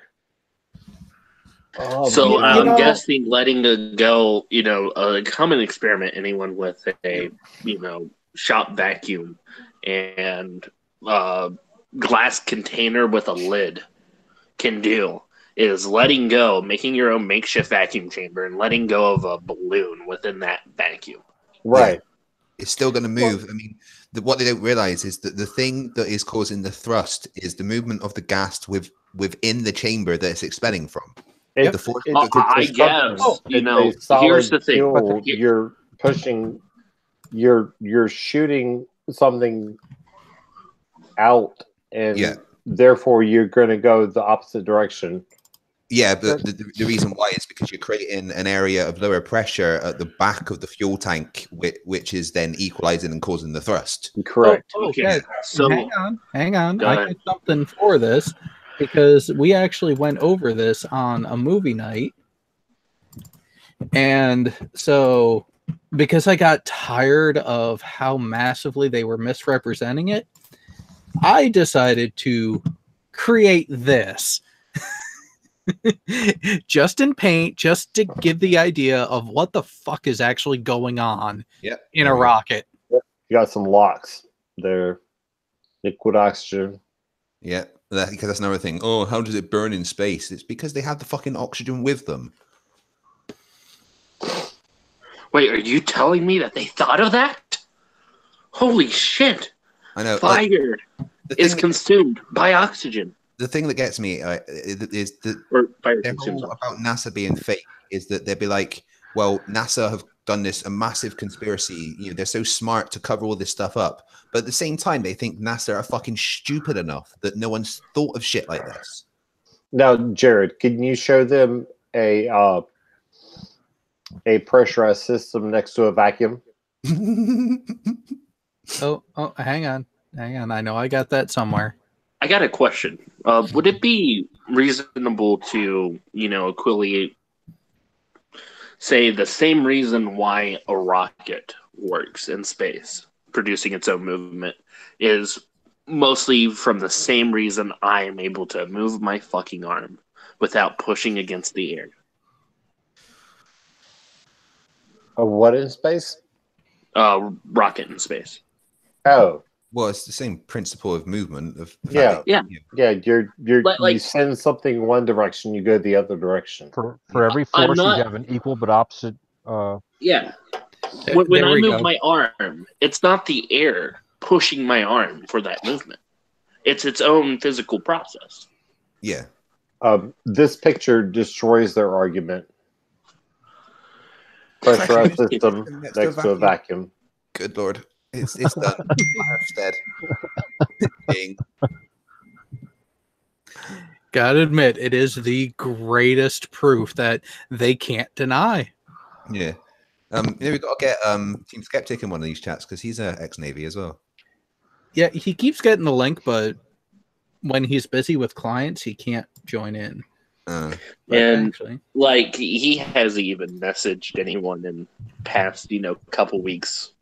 Maybe if you're lucky, you can get his attention in a live chat and be like, "Hey, check Discord," and he'll check it and send you a link or some shit. I'm But just he's kind been of staying extremely busy. something I've been scratching my head about this group. We've got one airman, one Marine. When Bo's here, we got one soldier, and then a whole shit ton of sailors. How the fuck did that work? Sailors are taking over. Because we're the best. Sailors are intelligent enough to click a link.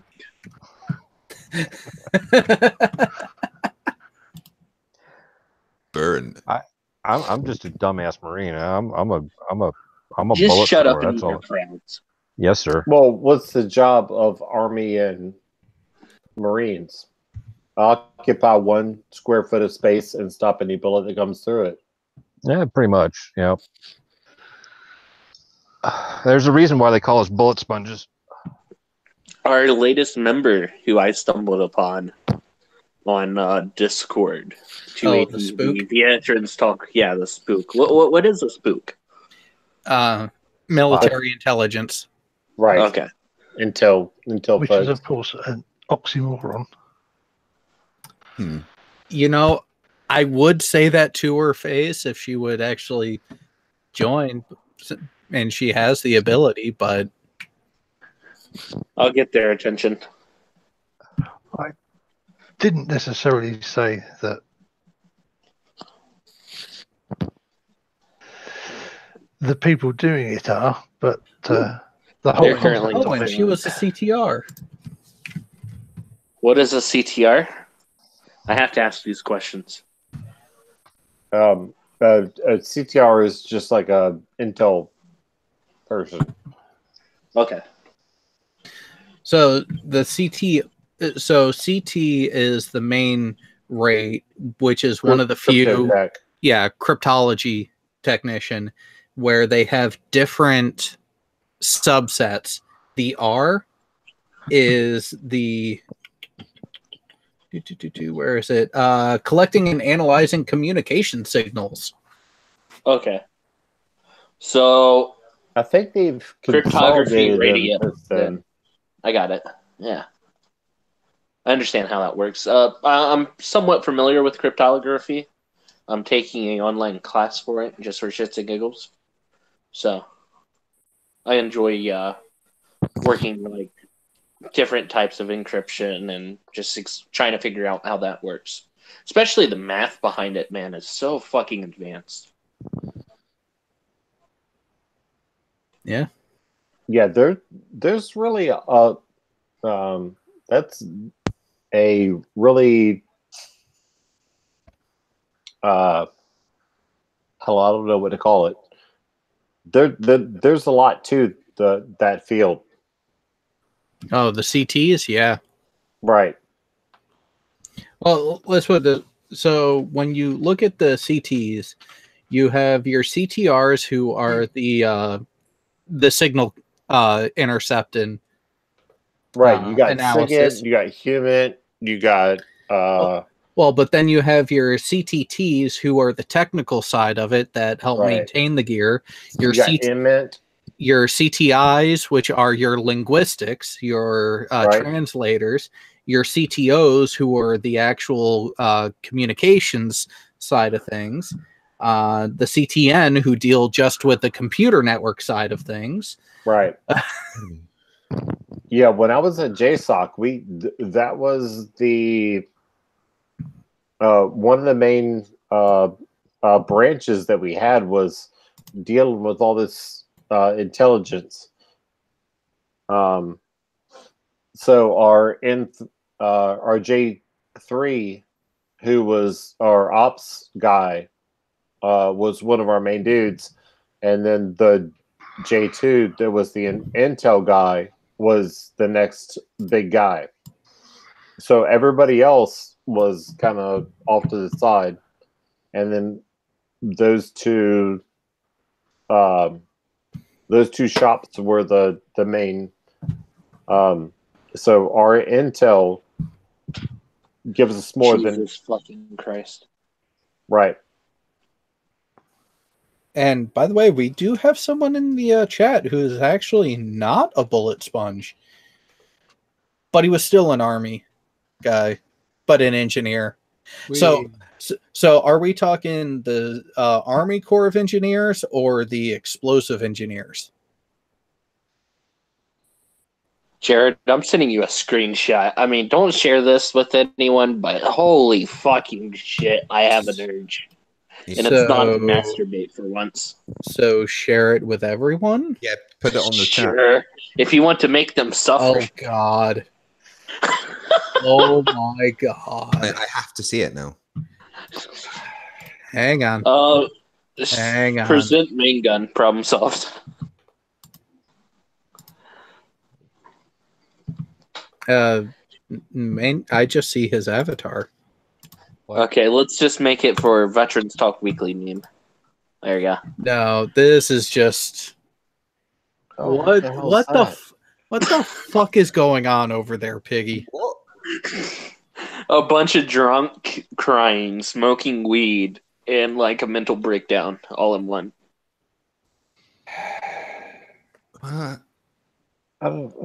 So for those who are uninitiated, this is the illustrious Shanny for Christ. Okay. A fucking Okay. mental breakdown is happening online right now, and I have to watch it. I'll be right back. Oh man. That is okay. There was the time that we were together that just she's gone too far downhill. Yeah. Oh my God. So, other than flat earthers, you'll hear another term thrown around there to classify a group of idiots as the CCP, the Clown Car Posse, and she is a member of them. What's that? I'm not familiar with that dumpster fire, but I want to be. Oh, well, you've heard of G-Man, right? Oh Yeah. God, I know G-Man. And true empiricism. Yes. They are part of the CCP, and she is one of their ilk. Like, what's up with what the fuck with G-Man? Like, why can't he like Paint Fuck off. chips. deal with realism? It's paint chips. I'm pretty convinced it's paint chips. I mean, it does make me worried that there is people this stupid outside of flat Earth. Well, Right. Why? I mean, am I Now- going to have to change the name of my channel or something? Because I'm going to have to start fighting Oh. over stupid people. No, here's my tactic lately. I go to these other places and I tell them, how about this flat earth thing? Because they got to be susceptible to it. Yeah. Well, I just the older, offer it up to them because why wouldn't they be? I'm kind of wondering how many of these morons are also over Unity people. Are you familiar with that term, over Unity? no. No, I'm not. That's the nut jobs that are constantly more thinking up there's than you conspiracy. The perpetual motion machine people. Oh, the Tesla motors. The morons. Yeah, the morons that think there's a water burning car out there somewhere that the Right. government, The CIA is hydrogen, suppressing. whatever. Yeah, and the magnetic engine thing, whatever. Yeah. There's this guy that's in jail.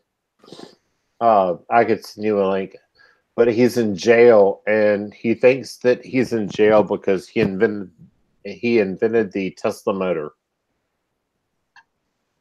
Okay. Yeah. Really, he committed a crime, but he thinks he's in jail because he made the Tesla motor. I actually came across a video where a smallish firm pretty much demolishes items as they reverse engineer it to analyze how good of a job they're doing. And they did it for I think it was the Model 3 Tesla car. And there was only one knock against the vehicle. And it was the frame.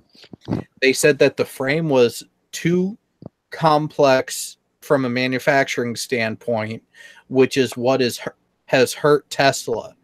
If they were to build the frame of their cars in a more traditional fashion with fewer parts, they would dominate the vehicle industry right now. Because their profit margin would be better than it is, and they can offer their cars for a marked amount less than they currently do, which opens them up to more potential buyers. And they're purely electric, and they are the best performing electric vehicles out there. Well, real quick, I gotta go, and I'm just saying that Tesla is reptilian, and Obviously. No. Tesla was predicted by The Simpsons as Hank Scorpio. Hey, guys, there's humans that actually can hear us. Humans are conspiracy. Humans are just a figment of our imagination. I don't know what you're talking about. Yeah, I mean, has anyone actually seen a human? Show me an actual picture of a human that's not CGI. Yeah, that's true. They're just images. Yeah. Are we talking about humans or civilians here? Well, I it was civilians I that do were the not figment have of the any. imagination. I don't have any pictures of my child that are not images. No, same here. I don't. I just don't. No. I mean, your child is obviously fake. Apparently. Yeah. I mean, I can't see my kids right now. They're behind 2 different doors, so I don't know if they exist. But if you looked at them through a computer screen, they'd be images. Yeah, but no one's observing the photons, so how does the camera know what's going on? It's CGI, man. It's all. I was waiting for that one. Game over, man. All right. Love you guys. Bye. All right, Take it easy. Oh, God. Flat earthers make my brain hurt so much. Oh, they're terrible. I mean, you realize that to make my videos, I have to really watch their videos quite intensively. Yes, that's the worst thing about it, isn't it? I had to go through my entire debate with Mind of God just to listen for every time that he said orthogonal. Ow. Oh, and then fucking Schrodinger's cat texting it to us just randomly. Is Yeah. fucking asshole. I honestly think I should get a T-shirt that just says orthogonal made. Ow. Yeah. Bloody hell. I've just launched a T-shirt store. Shameless plug. Please tell me orthogonal is on there. No, but I am considering a couple of phrases like orthogonal and go and apologize to a tree. I have said that one for so long. I will definitely get my hands on one of those if you make it. Yeah, I said that in my first debate with Flat Out Hero, and people liked that, so I think I might get that on a T-shirt. Yeah. Oh, Craig, do you by any chance visit your local Veterans Breakfast Club? No, I do not. Or if you want to get yourself along to them, they're pretty good if you've got one locally to you. I'm pretty sure there is actually. I'll check it out. There's one in Kremlin, I'm quite sure. I go to the one in Norwich. It's brilliant, but new chap came along a couple of meetings ago, and I was introduced, and the conversation was going along, and he mentioned flat Earth, and kind of intimated he believed in it. But there again, it was forgivable because he was a Royal Marine. Oh yeah, no one sweats as much as a Royal Marine in a math test.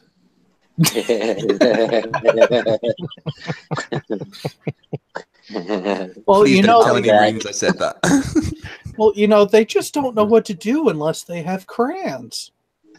No, stop putting them up your nose. Stop putting them up your nose. I can only count to 21. I'm I sorry. thought it would be 18 for a Marine, but I still got all the digits. I got lucky. okay. No, saying that, I was on deployment. Oh, with 21 quite a while. digits, man. I was on deployment for quite a while with a bunch of Marines acting as one of their engineers. And to be honest, a lot of them are really, really smart guys. I mean, they might not be able to do the maths and physics that I can, but they'd most definitely survive an apocalypse ahead of me. Oh, yeah. So, okay, I have to tell you guys something. I just got done watching that fucking video. Yeah. It's still live.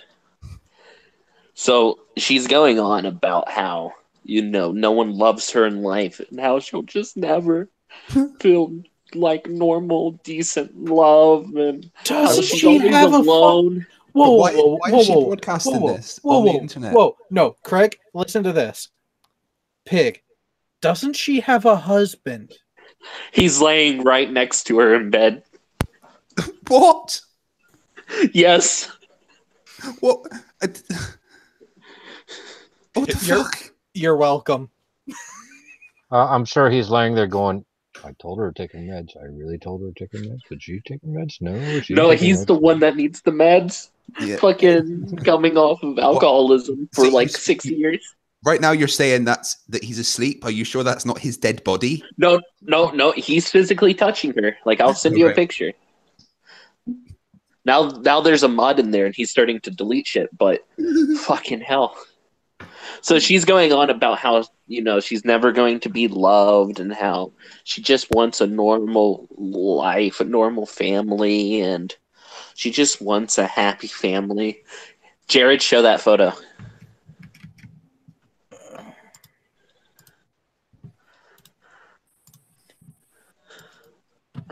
I'm sorry, but this is fucking hilarious. I know I'm a piece of shit, but anyone can look at this and fucking laugh. So the message I sent on a sock is, do you not feel Rev's love? Does he not mean anything to you?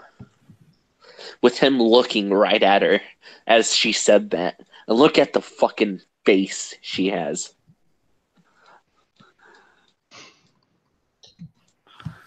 Now, mind you, when he started going through withdrawals and was damn near catatonic, she kept espousing how much she was there for her husband. Oh, yeah. It's fucking hilarious.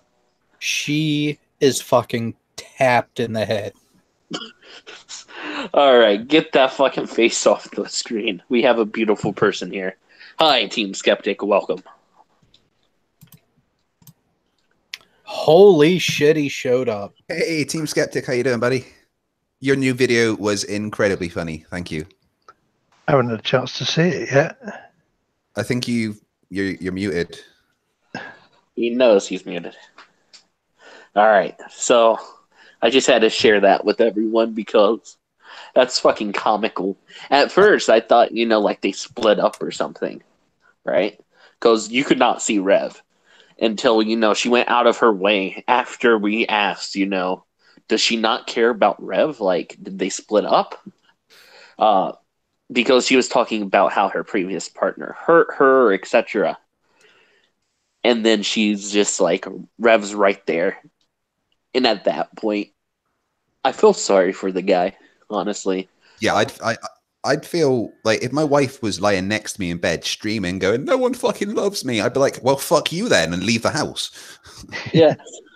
Now, here's the thing, right? When they got married, Rev was a deep alcoholic, right? Fucking half the time just raging and shit online, making threats to people, etc. Then he started to go through withdrawals. Who are y'all talking about? Shani for Christ and her husband, Rev. I have no idea who those people are. Don't fucking look it up. Your life will be 10 times better. You will feel better about yourself after watching the dumpster fire that is that household. I'm fucking downloading that video just so when I feel down, I can watch that to cheer up. I think I just cured my depression.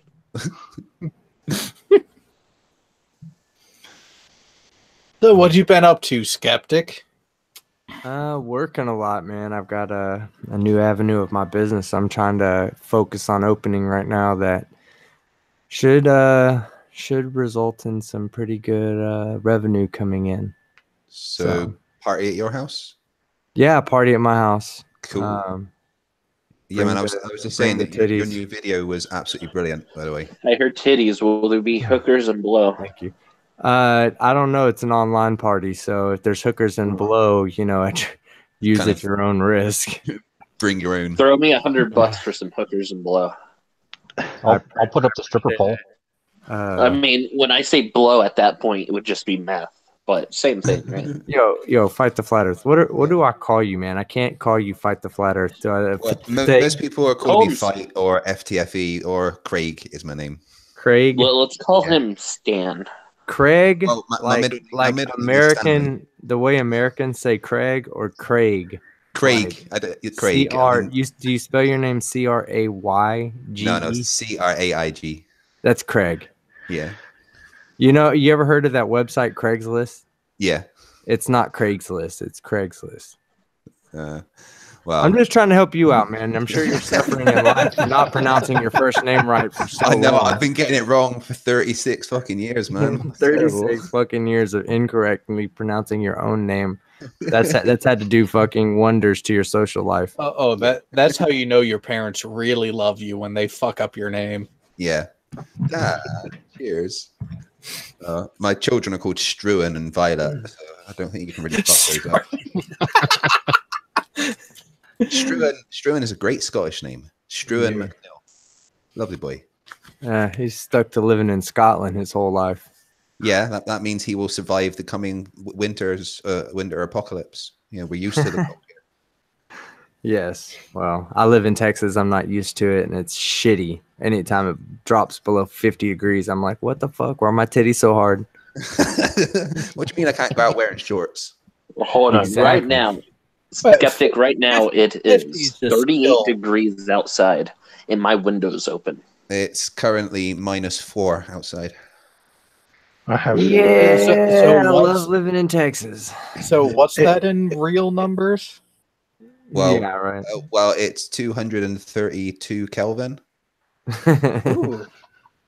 That's a little bit nipply. I remember my first day at boot camp when they call it, I guess it's boot camp. The RDCs are the only thing that's different, right? It's still boot camp for Army, Navy, and Marines. Yeah. But I remember going there and my dad was like, son, it's going to be really, really cold when you get there. It's like one of the coldest blizzards in recorded history. And I get there.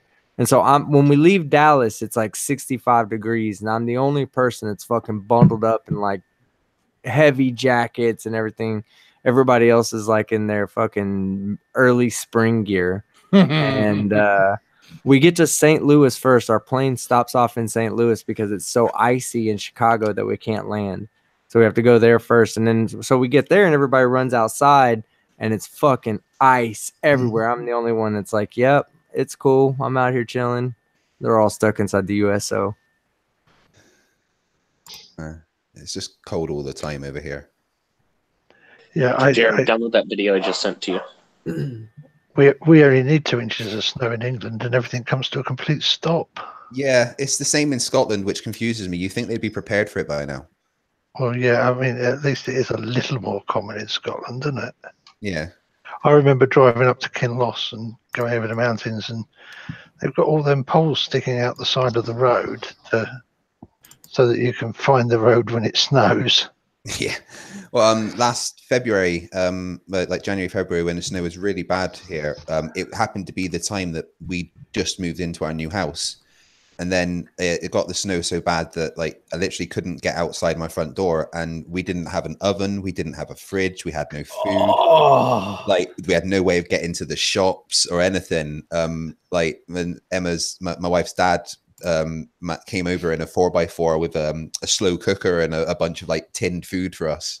Yeah, great. Welcome back. Who's playing my videos? Oh, that was me. I was looking at your recent stuff. I saw your open invite to debate. Yeah, that should be fun. I'm going to control it better this time. I've got OBS and stuff sorted. Yeah, did you I saw something about you having one with Flat Out Hero. Was that recent? Because I didn't see it. No, I just saw the one of advertisement. the first things I did, to be honest. I debated him a couple of times, both kind of shit shows because he's so stupid.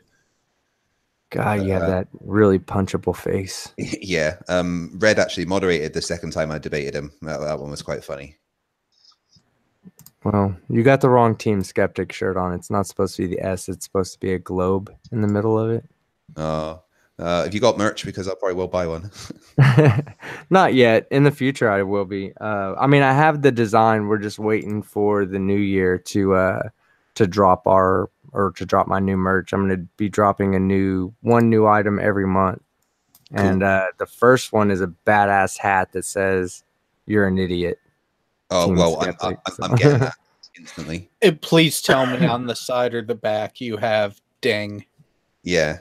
Oh yeah, I can add that. I can add that. I might even. And by I the might way, even- we can thank Marvel Girl for this one. Throw a bunch, I win. for which one? I don't see anything.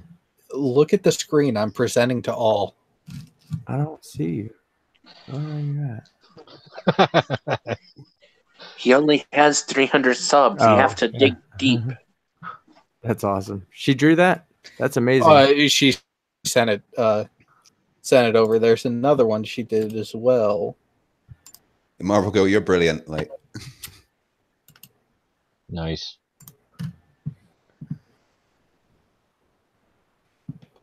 I need this shirt. Yes. yeah, I want that.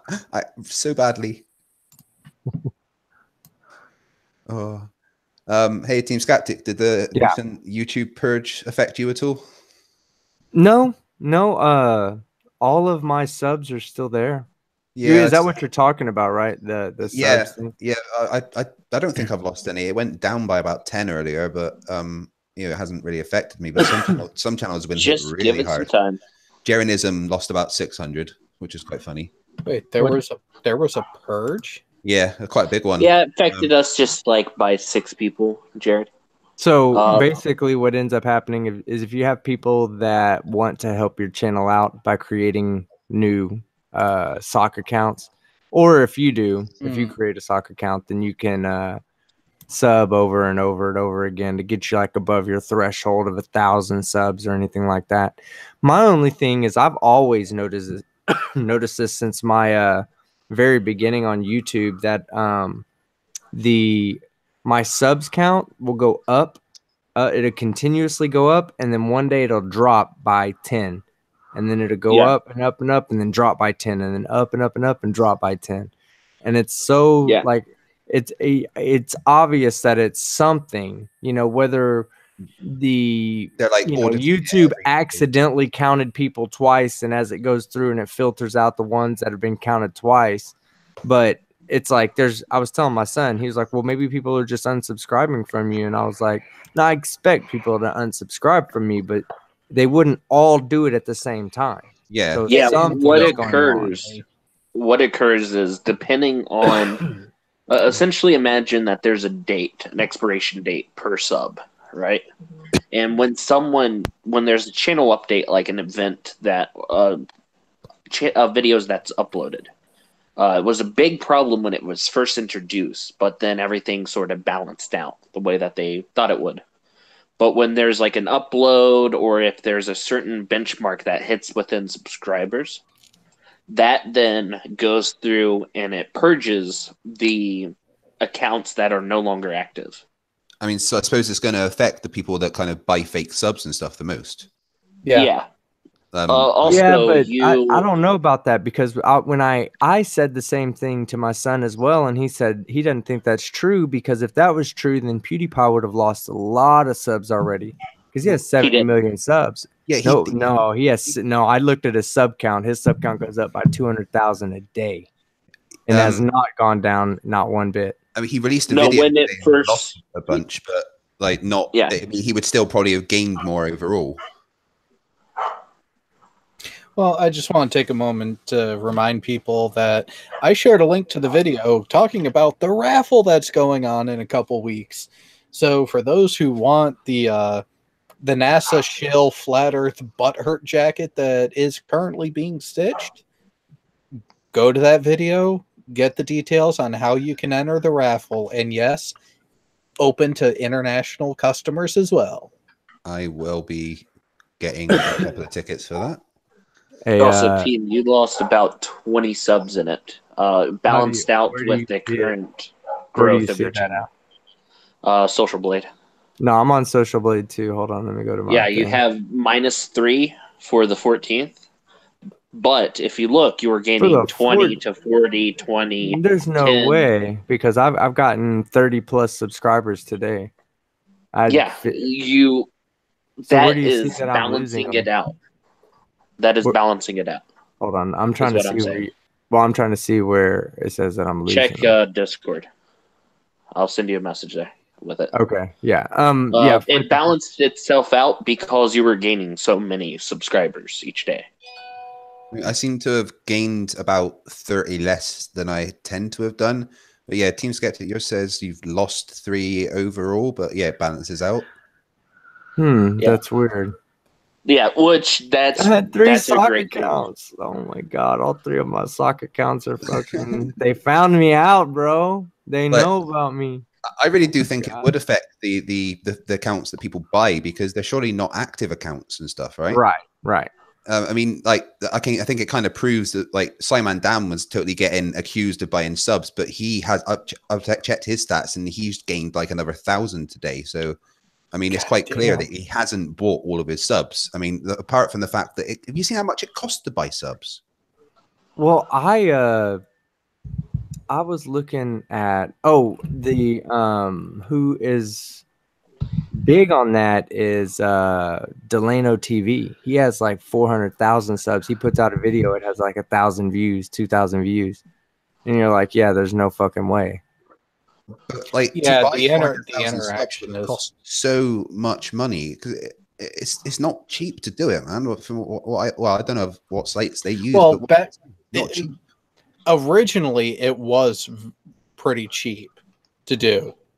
All right. So now that there is kind of a market for it, it has increased in cost. I imagine YouTube have probably made it harder for kind of that to be a thing as well. So the services would have had to have become more expensive to get past the YouTube like blocking it. Yeah. Oh, Skydog, please link me that video. Apparently you can So- buy comments and stuff as well. And it's like Yeah. $50 for 30 comments. I mean, what the fuck? 30 comments? I'd be devastated if I only got 30 comments. Well, no, so that it shows the interaction, which bumps up the algorithm, and a little drop to go up. From there, it's a way to try to trick the algorithm without being too blatant. Yeah. But I really don't see the point. It just seems counterproductive in the long run because it's gonna say that you've got all these subs, but no one's actually ever watching your stuff. Okay, so yes and no. So your sub count increases exponentially based on how many subs you have. So if you go and you look at somebody that has 30,000 subs, you will naturally feel more inclined to subscribe to them because 30,000 other people find him interesting. So Right. that's why it does. When you come across a channel that has 10 subs, then you don't know anything about that channel. You don't know if that channel's been around for years and only 10 people like that person, where they started yesterday and already 10 people like them, whatever the case may be. But it's the sub count definitely grows exponentially as you grow as a channel, because when you have more, other people will just follow the lemmings in front of them. And that's one of the reasons why, as someone gets big, take Mr. Atheist, he just hit, had like a viral video and then just boom, 40,000. When that occurs, that's because the algorithm is then favoring their channel over others, and more, direction is pushed towards them. Yeah. And as that grows, the algorithm sends more and more people because they can see that, people are watching this, that it's entertaining. So the bot is just going to shove more people within that hole. And then that's when you get, channels gaining thousands of subscribers a day without really changing anything. I'm looking at PewDiePie's now, and he, on average, gains 208,000 subscribers a day. A day? Yeah. A fucking day. 208,000 new people subscribe to his channel. Yeah. That is There's me with 3 subs. But today, with the purge, he only gained 100,000. Yeah. And that's why one of the biggest things, that's because he lost a lot of subscribers, right? But because it's an equilateral, as you lose some, you also gain some, so it balances it out to an even number. Look up T-Series and see what happened to them yesterday. I want to see what their sub count is. That's true. On Hold on, give me a second. how much did they lose? And also look up Delano TV when you get done with T-Series. T-Series. Okay. Oh, okay. They averagely gain 177,000, but today they lost 67,000. Oh, I thought it Yeah. would be so many more. I thought it would be so many That's more. just the beginning. They're not going to deal like over the coming days. You'll see more. That's normally how it works with YouTube. They Honestly, do it I thought for days at a PewDiePie would time. lose a lot more too because his I think his subscriber base was creating a lot of sock accounts that keep him above T-Series. So I don't know that if they've still got more to go, then it may end up losing subscribers on his, which sucks. I mean, he really is a good. I wish I was as entertaining as him. I know he's speaking to a younger crowd, but I can sit there and watch him all fucking day. He is so fucking Oh funny. yeah. Delano TV. So my internet's being slow now. But that's why people say, you know, the first 1,000 is the hardest to get to. Yeah. Because after that, the algorithm starts favoring you more the more you grow and the more interaction you have. And at that point, you know, you're going to start going from 1,000 to 2 to 4 to 6, and it will go faster and faster. Yeah. Delano TV. There we go. Delano Edwards. Okay. Right. Yeah. So he's got like 400,000 subscribers, but he only gains on average about 20 a day. But today he lost 370. He only gains about 20 subscribers a day. Yeah. Jesus fuck. And video views. Yesterday he had less than 1,000 video views. For someone with a channel that's got 400,000 subscribers, that doesn't sound right to me. Yeah, that sounds very, very suspect. Yeah. Size Strike lost 11. Oh man, that was like his whole paycheck one month was buying 11 subscribers. Fuck, man. Guys, hey, if you're not subscribed to Side Strike, please go subscribe to him. He just lost 11 subscribers. He Yeah, man. needs your assistance and your help. You'd be doing Hey, good. we're even. We haven't lost anyone or gained anyone. We're fucking balanced, Thanos style. No, we actually just recently gained a few. So we are balanced. We're back to where we were because we were at like 376. Jeranism normally gains about 180 a day, but today he lost 169. Oh, you just gained another subscriber, team. Did I really? Yeah, I just watched it go up. Yay. I do. My wife tells me I look at that subscriber count far too often. Oh God! Hey, So it at what stays number? open. It stays open. Hey, let me tell you what's even funner. Craig, do this right, or I'm sorry, Craig, do this right here. Go set your OBS right. Set it up so that it's running in the background, and have a little ding sound every time a new subscriber. It alerts you for a new subscriber, and you will literally hear your computer go ding, and every time it does it, your heart will feel good. Yeah, Somebody likes me. Somebody actually likes me. my wife will also be. Now, here's the thing. You also need to put a buzzer sound whenever you lose a subscriber. Yeah. Holy crap! I just had to. Everybody's talking about this shit. I just had to check. I have 11 fucking subscribers, and I have no content. Yeah, my live streaming channel, which I've never put anything on, has I think 58. Oh, I lost 2 subscribers on that today. I mean, I am. What are you doing with 11 subscribers? I've only 3, and I've got a video. Today it's 4 weeks I've had this channel on. I've just hit 3,041 subscribers. That's really good. That's really good. Now, since we're talking about being keep narcissists, putting stuff out because you're growing fast. You'll be at 10,000 real soon. Just keep doing. Thank you. I want to keep pushing it. I'm really enjoying doing it. I'll start calling you by your proper name so you don't forget me. What do I call you, by the way? I just tend to call you Team. Well, don't call me TS Lego. because that has a very bad fucking connotation in the sex circles. You can either call me I mean, you can call me David, that's my real name, but ET3 David. My real friends, and this would trip you the fuck out. Nobody knows this on YouTube, but my real friends call me Pimpin'.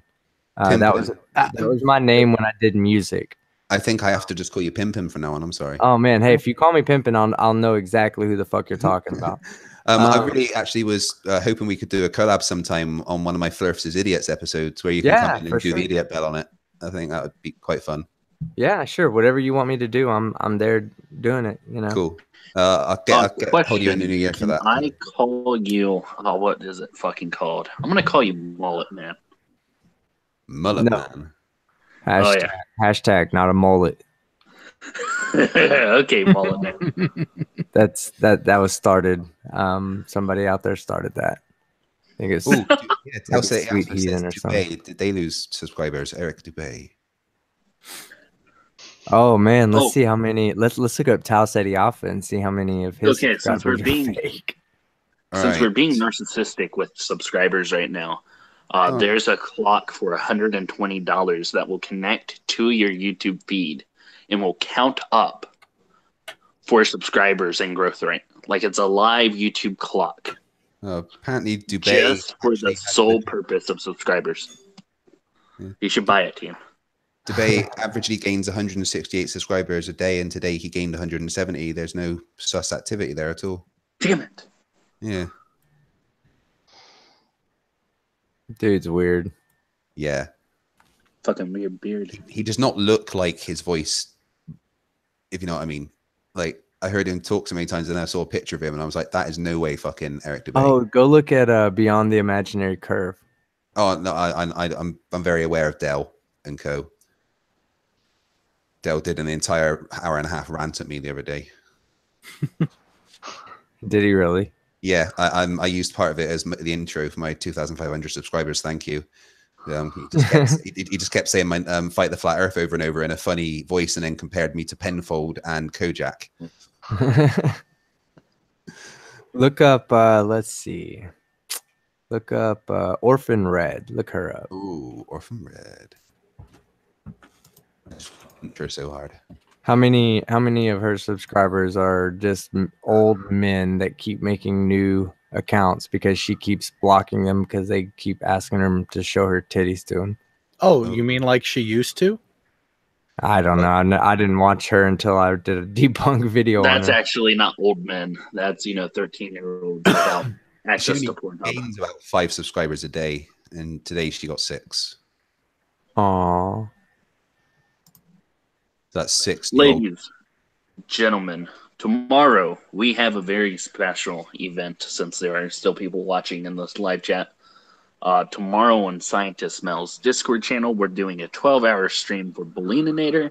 Make sure to check that out. And also, I just posted a link in the description to throw me money for energy drinks because I'm going to stream for 24 hours. Yeah, Beyond the Imaginary Curve, yeah, he lost 30 subscribers today. How many do they have total? 16,983. Oh, I lost a lower percentage than they did. They only gain about 12 a day on average.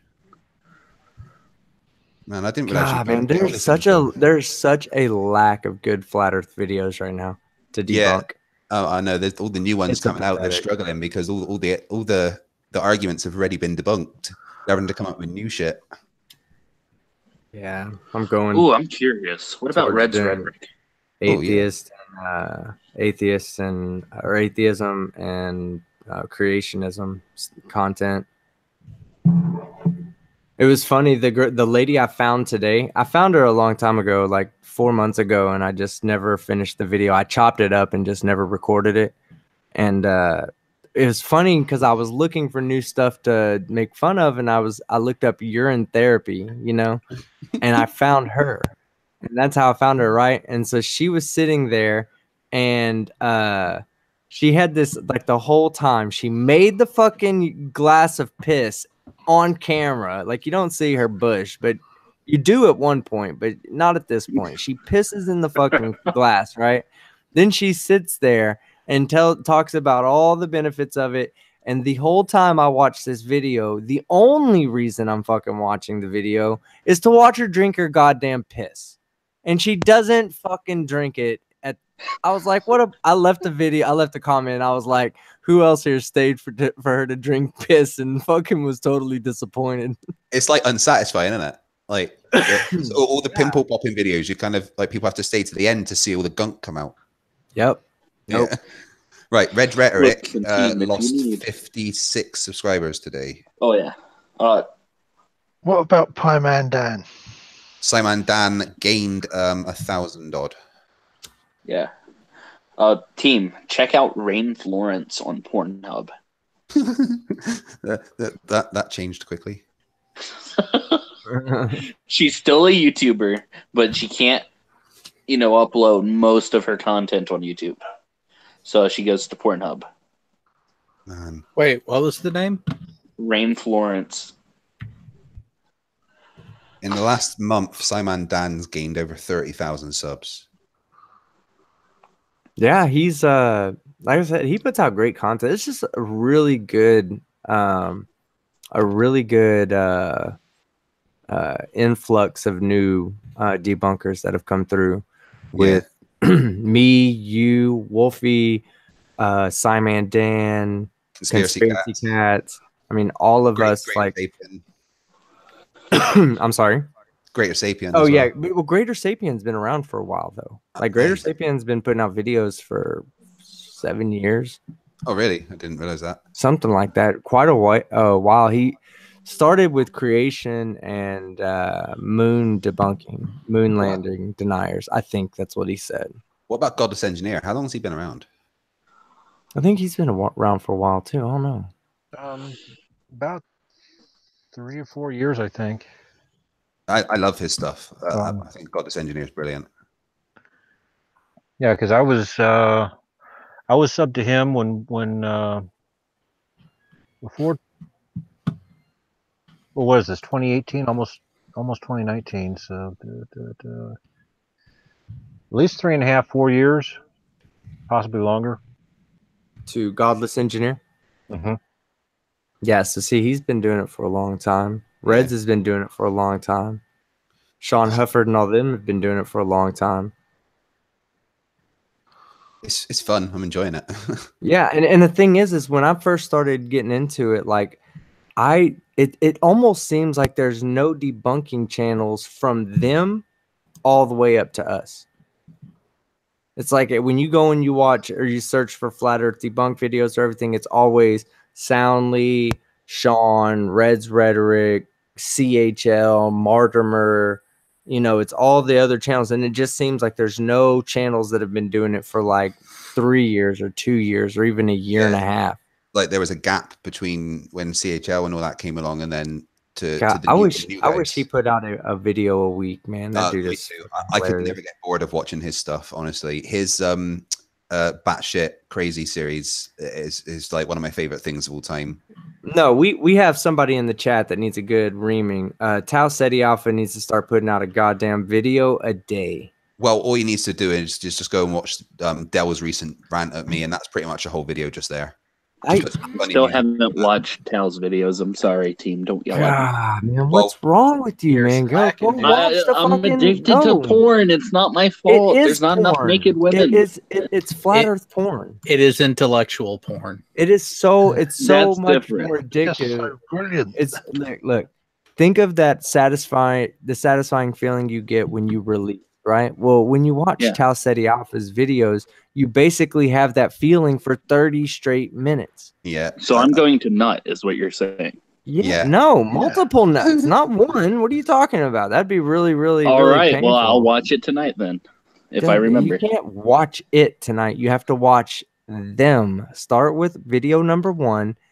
Go to the playlist and just start with 1 and go to sleep. When you wake up, start with 3. Because you probably will fall asleep by the 3rd one. And then when you get up in the morning, just pick up where you left off and fucking finish it. So like Netflix. Yeah.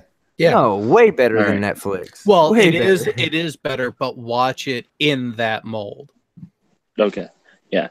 And then All right. subscribe and click the bell the bell button. Well, like, The thing You about get Tao's notified. videos is like it's almost slow burn. You start watching them, but the more you watch it, the funnier it gets, and by the end of it, you're holding your sides with laughter. Like honestly, it's proper big belly laughs from watching Tao City Alpha stuff. Oh man, I can't get enough of it. I honestly go to sleep. I'll turn it on YouTube on my TV, and I'll go to Tao City Alpha's videos, his full retard Yeah. videos, and just let it play and fall asleep while I listen to Flat Earthers be stupid. Yeah. It's probably, I'm telling you, it's why I don't sleep well. Do you ever worry that this is Even affecting the your first four are sanity? good. I have intellectual nightmares going to sleep to his videos. I think my nightmare is like my wife turning around to me and saying that she's a flat earther. I just don't know what Oh I'd do. God. But like, I'm sorry, I know I've been married to you for 12 years, but get the fuck out my house.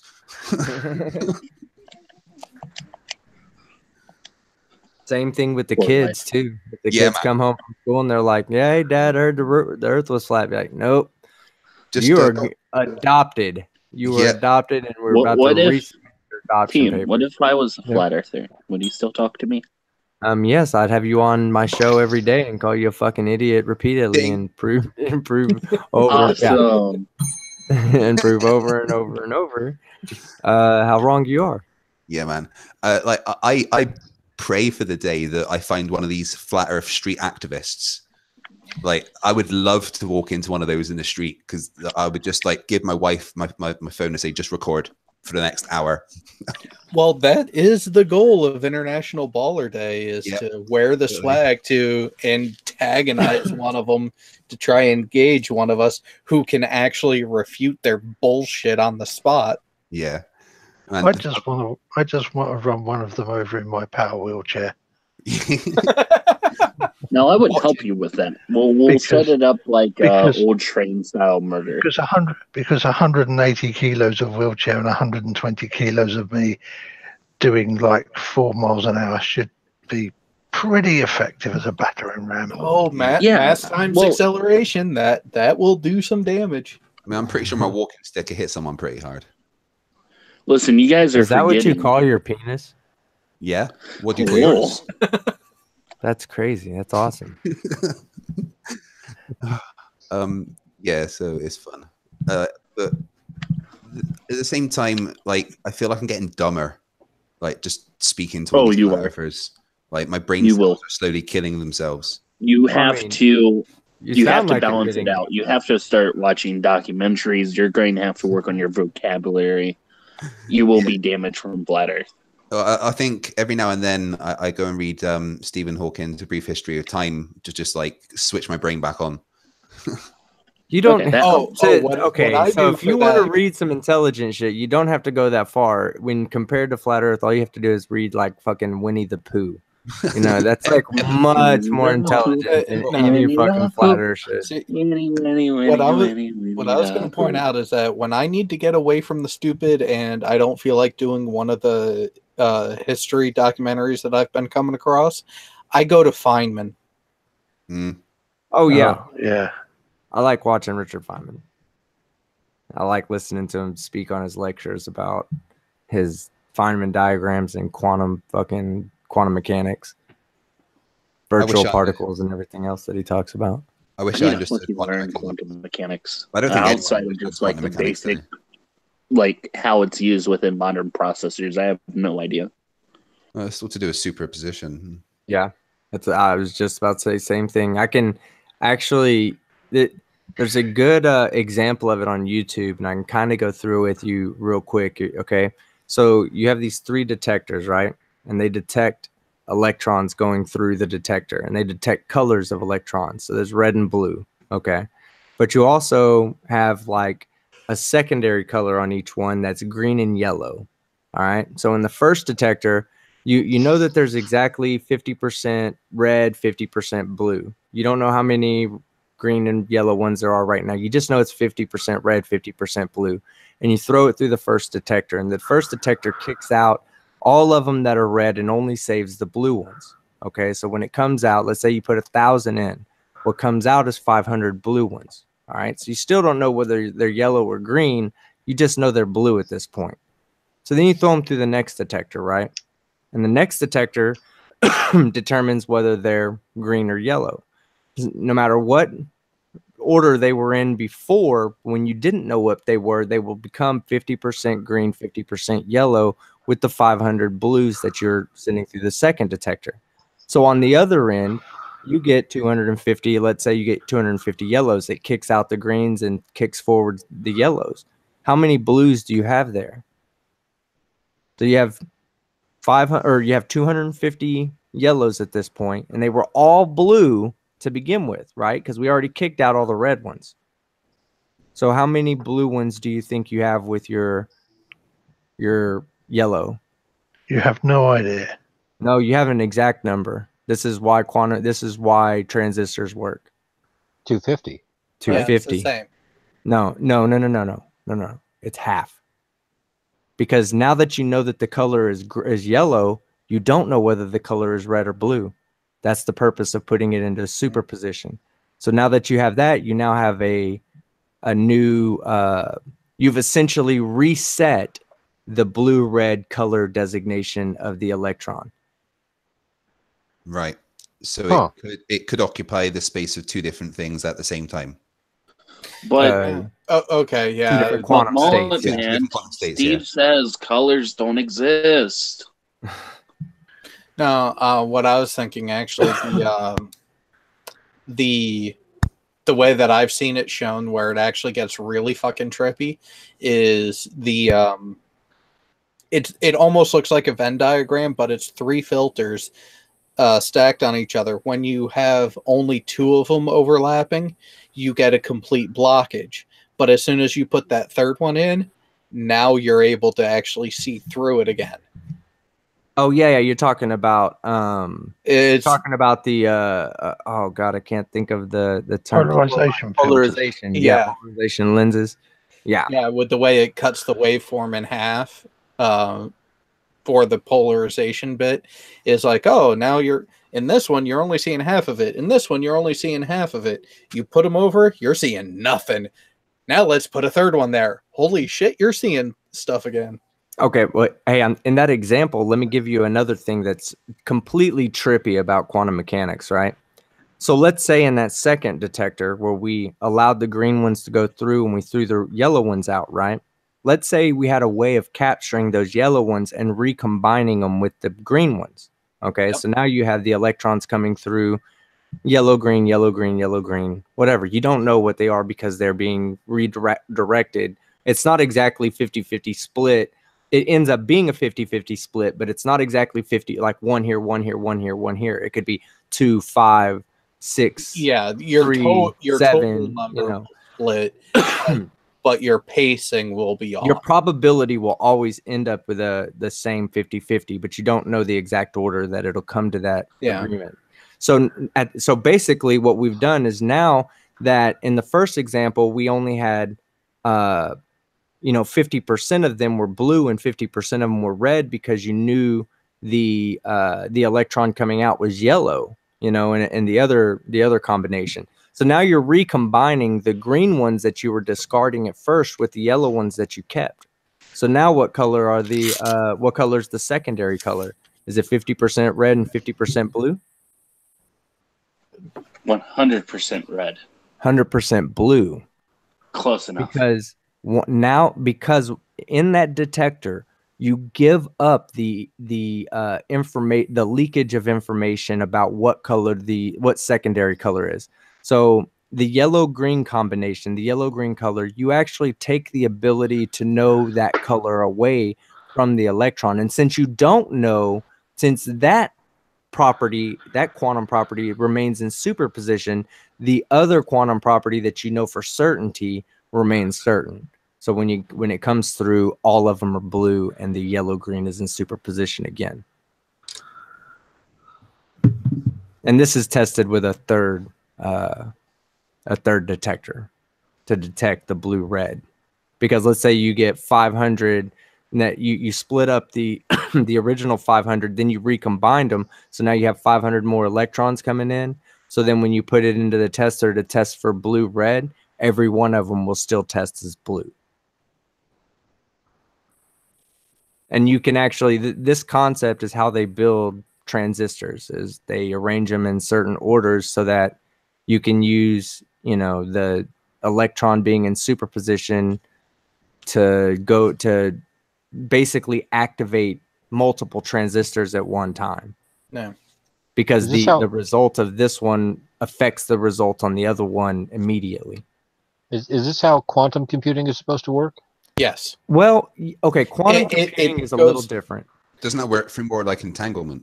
Yes. It does, but its foundation started with the superposition, and Yes. that's actually what got them thinking about. Oh fuck, we're able to do this. What else can we do? So in a quantum computer, the way it will work, when it all gets determined, let's say you pose a question, right? An arithmetic question that has 10 possible answers.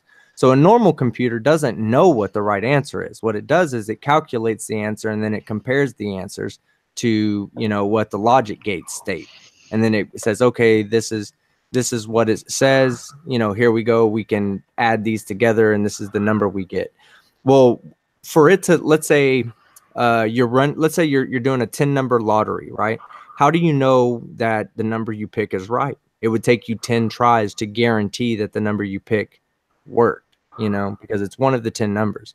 So if you in quantum computer, it will get the answer right the first time every time, because it will test all 10 possibilities in the time it takes a normal computer to test one possibility. And that is not limited by a number. You can test 10 or you can test 30 or you can test 100 or 1,000 or 10,000. That's why it ultimately will change the way we run simulations. Quantum computing is really more of a for like global simulations. Yeah, once we have like quantum computers, it'll be a long time till it hit mainstream, you know, electronics, due to how software is currently developed, because we operate on a full binary system. And to keep the quantum states active, it has to be maintained within a vacuum state. Yeah. And the power for it is you need so much power to actually maintain the state that the computer needs that it kind of outweighs anything. Not just that, but you also have to cool it down with like liquid nitrogen, because it, you know, this much processing power draws a lot of heat. And as the technology advances, that would no longer be a problem, which is just part of Moore's law and how we handle computing and just technology in general. Isn't it MIT that's got the biggest quantum computer working there? Actually, it's a flat earther who has access to a supercomputer. Ah. And he still thinks the world is flat. Poor guy. Oh, yeah. Didn't he just vanish in a puff of smoke? Oh my God. Mr. Supercomputer. Magic smoke. That's what all those computers and electronics run on, is magic smoke. Yep, and you can't let that smoke out. Nope. Well, you can, but oh, good luck getting it back in, though. But speaking of, I actually had a power filter fail the other day, and the smell of burnt up capacitors is always fun. Oh yeah. Oh fuck that. All right, my first day on board HMS Westminster, I managed to short out the entire aft section of the ship. Good job. Yeah, I was really popular. Really popular. How did you pull that one off? I used a metal tool when I was supposed to be using a rubber tool. I was just about to say it was some fork, I'm sure. Yeah. Look at the hole right there. It stuck his fork in it. No, I just connected two systems that shouldn't have been connected because of the tool I was using, and then like everything went off, and the next thing, like the chief was very, very angry at me. Yeah, bad. Yeah. Like I'd literally been on board the ship about 6.5 hours, and then like put them back about a week. And this is why we don't let officers touch shit. I was not my fault. Yes, it was. Oh, Yeah, you were an officer. If you were not there, it would never happen. salute So it is you. 100% your fault. That's when I was getting my PO certifications. God damn, now I'm gonna have to salute you and call you sir. No. I was only a petty officer. I wasn't an actual officer. Okay, good. Yeah, I worked for a living. Good. I can hand you a mop and not worry about having to teach you how to use it. Yeah. Years and years ago, I used to have a big old analog satellite dish. I mean, like a big old 8-foot diameter dish in my backyard. and there was a satellite channel called the Computer Television Network, and it was only about one step up from, like, Access TV, low budget shit. But they had a show on called The Old Guys, and it was two old guys. Well, they weren't old really; they were like in their 50s, but they were computer geeks back in the 60s, right? And when the U.S. government started setting up these networks of computers across the country, linking these different universities together, the precursor to the internet that we're using now. One of these guys was at one of these universities, and he was told to go test this particular parameter on the nationwide network, and so he did, and he in order to test whatever it was, he set everything else to 0 so he could measure this thing, and the network went down. Well, shit. So he had to wait and for a few hours, and the network came back up, and so he did it again. As soon as he did it again, the whole fucking network went down again. And he did it 3 times before he realized he was crashing it. And he crashed the internet, the entire fucking internet, 3 times in one day by himself. Yeah, they people don't like losing internet. No. That's I hate losing internet. Like, anytime there's a slight hiccup, I'm yelling at my ISP to fix the shit. Yeah, but you have access to other internet. On the ship, there's only ship's internet. If it goes down, you're done. No more internet till it comes back up. Thanks, guys. Thanks for playing. Everybody grab the fucking badminton and head up to the deck to go play group badminton. Hang on. I need to show what happens when we lose internet while deployed.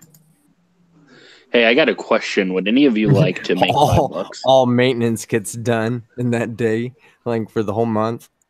Oh wait, it's just the Air Force. Damn right.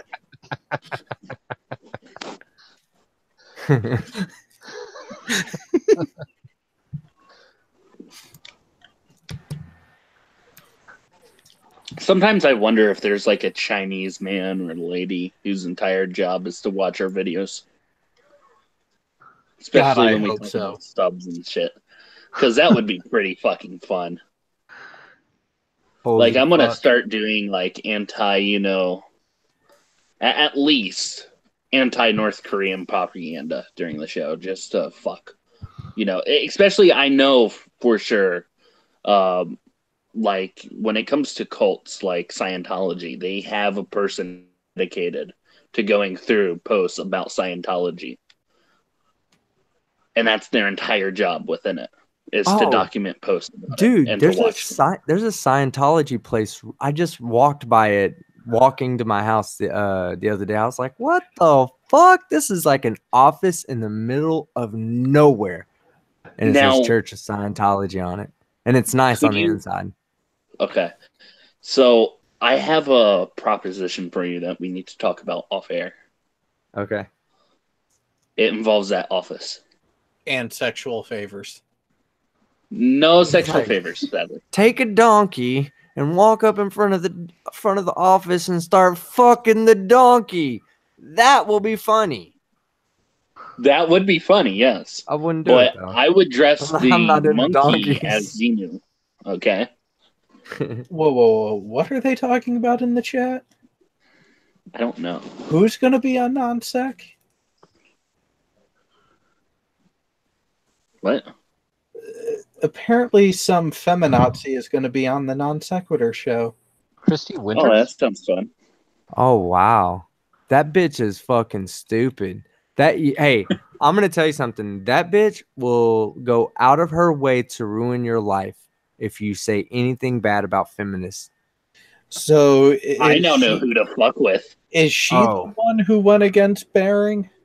Yes. But she's one of them. Yep. She's one of them. There were several of them, but she goes against she was actively trying to deplatform Sargon of Akkad on several different occasions. She's a bitch. I don't don't like feminists. I don't. I think everybody should be treated equal, whether they're a man, woman, or not. But I don't like. There was a time and a time for feminism, a need for feminism at one time, but that time has passed. Like Yeah. they have every fucking right that we have, if not more. And But it's not enough. and the time has passed. You know, there are a true feminist. If a true feminist wants to make a fucking difference, they need to start writing people who are in fucking third world countries where women are truly oppressed. Like that's the only true oppression left on women.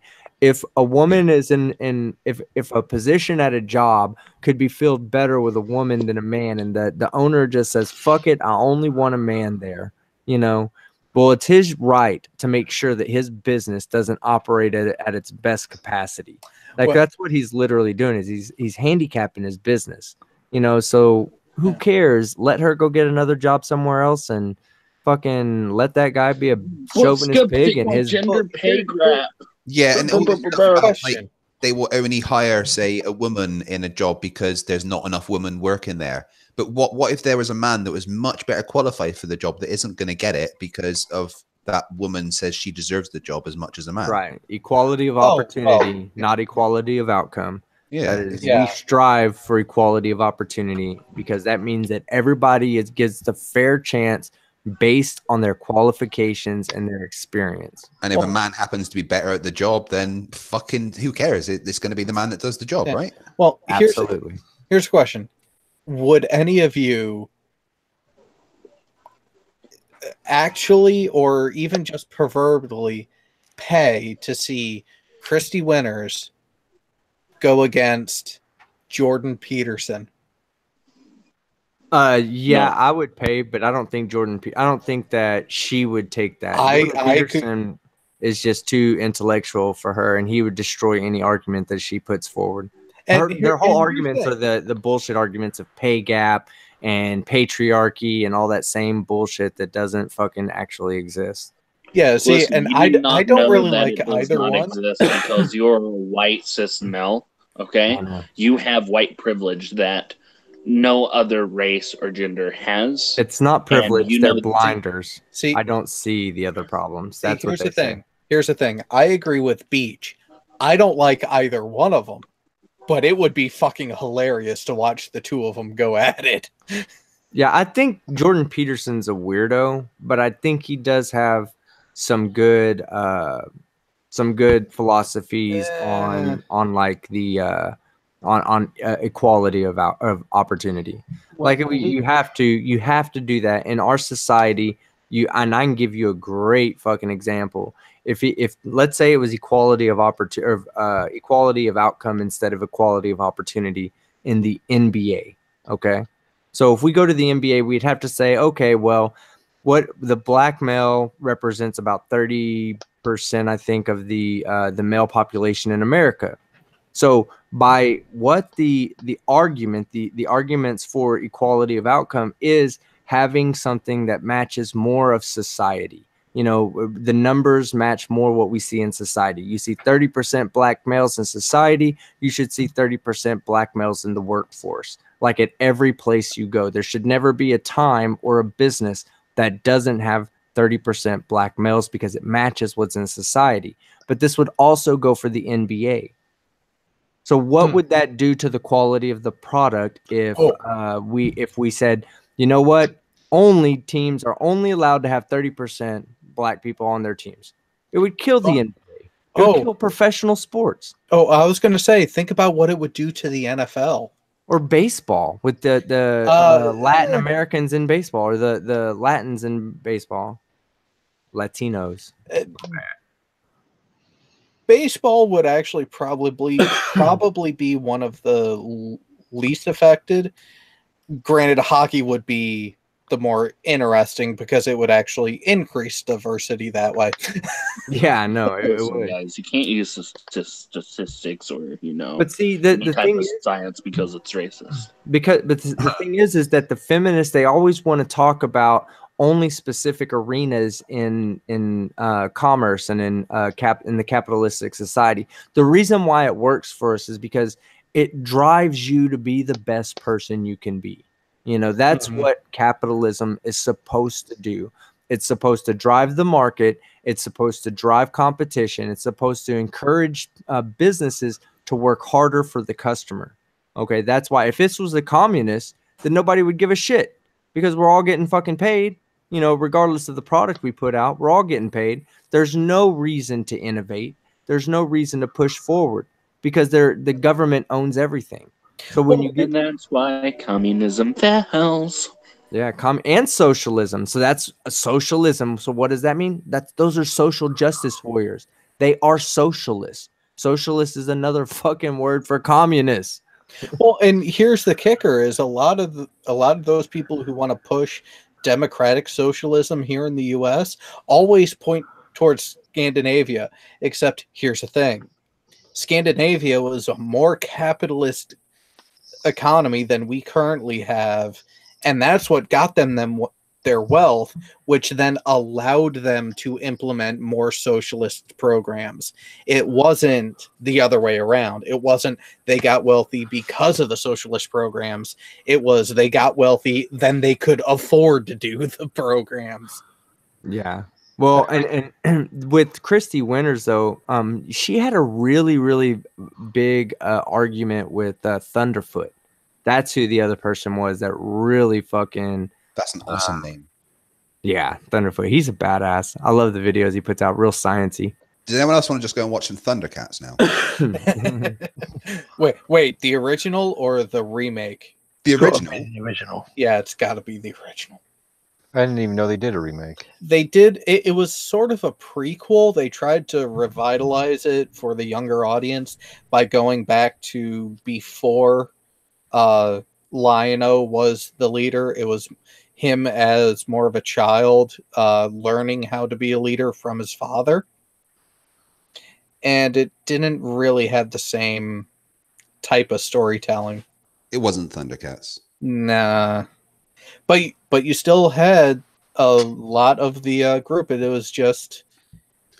They definitely tried to go too PC with it. Everything is. That's the fucking problem with social justice warriors. Social justice movement. They're the ones pushing the PC on YouTube. They're the ones pushing the PC in government. They're the ones pushing the PC in comic books and video games. You know what? Social justice warriors don't even fucking play video games or read comics. Well, but they're butthurt about them. But here's the thing. In the comics always had that bit of progressive flair to it. But that social justice, that PC mentality has killed two franchises. Marvel. No, Marvel is still going. No, Marvel has retracted almost everything they've done social justice wise. The female Thor, they've said that all those comics are stopping. It's just the social justice warriors aren't buying the comics. Yeah. And the people they alienated are like people like me who actually enjoyed shit like that. You know, it had nothing to do about man or woman. It just is unnatural when you have a good force story. A woman on us as a previously male superhero. But when you look at it, actually, no, there are 3 franchises for film and TV that just within the past 18 months have been killed because of that social justice mentality. Can anyone name them? Doctor Who? I know the That's Arrowverse was completely killed off because not of social justice, somewhat because it's really pushing a lot of for some reason Oliver's Child's now gay because reasons, but it started out as a show of shooting people with arrows. It then went to an entire season. The Green Arrow only shot 13 arrows in an entire season. Wow. And it went from, a show about the Green Arrow to a show I like to call Felicity and Friends. Yeah. Well, it kind of frustrates me when I watch TV now, and it's like everything that has a foothold in social justice is absolutely being overrepresented. like not being represented to what we see in reality, being represented to what the social justice warrior thinks reality is. But and here's the thing, Piggy. You gave a very good point for one show, but I'm talking about an entire franchise, an entire IP. That being is taken also down. then going into Flash. That is also going into Legends of Tomorrow. Well, let's for also some reason, Star Wars. that's one of them. I Wars have is not another watched the big new one. Star Wars. Yeah, you don't want to. You know why? Because it's It's been shit. it's straight up the just pushing forward the social justice agenda. You know, there's every single race, religion, sex, and sexual preferences has to be fucking represented in that show for Disney to consider it a fucking legitimate source of media. Like we don't want to offend anybody. And it's probably Disney probably is one of the forerunners in pushing that, because they are they have such a stronghold in the media that if they start You to want to do know something, something funny? What's that? Disney in the 80s, or when did Who Framed Roger Rabbit come out? Late 80s. Late 80s. Okay, in the late 80s. Early 90s. Early 90s. No, Or that late might have been 80s, like early 93, 90s. You 94. had Donald Duck calling Daffy Duck the N-word. Well, I mean, they need to make more Howard the Duck. 1988. Oh, it did? God. Yeah, I shit you not. Yeah, That's I knew it was the late 80s because it was the early 90s. I already had it on VHS in the house. Does anybody here back then shit was slow to be released? Does anybody here watch The Travelers, that show on Netflix? No. Good. No, Y'all but- need to watch it. But the third one that came to mind for me, does anyone else agree that CBS has royally fucked Star Trek? Yes. Wait, Star Trek? The Star Trek still in the air? But is that more of a contractual problem with what they are allowed to portray on the screen, or is that SJW? It is definitely SJW, because while they did have it written into the contract that they had to do a certain level of changes, they did not have to go to the extent that they did to satisfy the contract. And think about how fucked the continuity they did with Discovery. I never I watched it. didn't know Star Trek was still a thing. I thought it died. I actually like quite it enjoyed the new Star airing. Trek Discovery. The new movies, the first one was alright, but the other two were rubbish. But I think the series has been alright. Which series? The Discovery. I quite enjoyed it. Go. It's painful, Jerry. I mean, this Well, is someone who's seen wait, every hang on. episode of Star Trek ever. Hang on. Are you viewing Discovery as what they were claiming it to be, as being part of the prime timeline, or no? No, I'm just taking it for what it is. As pretty much a reboot of what happened before Kirk. See, and that's the thing. If they had said that this is going to be a complete reboot like that, it could have been better. I mean, they are trying to tie it into the original timeline to keep it consistent with that, so it's completely separate from the movie timeline. But they are on their third production team for it now. Yeah, third or fourth. And that's the thing, is they want to say that it's part of the prime timeline and say it's only a visual reboot, but then massively fuck up details like who had the cloaking device first, and when did the Federation become aware of that technology. It sure as fuck wasn't the Klingons, and it was not during the 4 Years' War. No, but remember the whole thing of them knowing about the Klingons wasn't really spread to the rest of Starfleet. It was just that group about it, wasn't it? No, in Discovery, the Klingons, it started out with just that group, but when Takuvma was killed and the other houses essentially took over his shit, the cloaking technology was dispersed out, according to Discovery. Yeah. However, when you actually go back through the actual canon, the cloaking device was not known to the Federation. That come And- from the Romulans. Yes, the Balance of Terror. Yeah. That episode. So it's like, which is it? You're supposed to be prime timeline, but you're completely ignoring established canon. Yeah, I mean, it is possible that the Klingons were developing their own cloaking technology, but it was never mentioned beforehand, apart from it coming from the Romulans. No, actually, in canon, there was the exchange of technology of starship frames for the cloaking technology between the Romulans and Klingons. Yes. Explained. why I the- don't know what's going on. Doo-da, doo-da. Ha! Patak. Patak. Oh, an insult so beautiful it's never been translated. I think the closest thing that a Klingon gets to saying a nice thing is, "I'm not going to kill you today." Yeah. It's a direct translation. So, yes. But that's the thing is, I went into it expecting them to have some growing pains in season 1.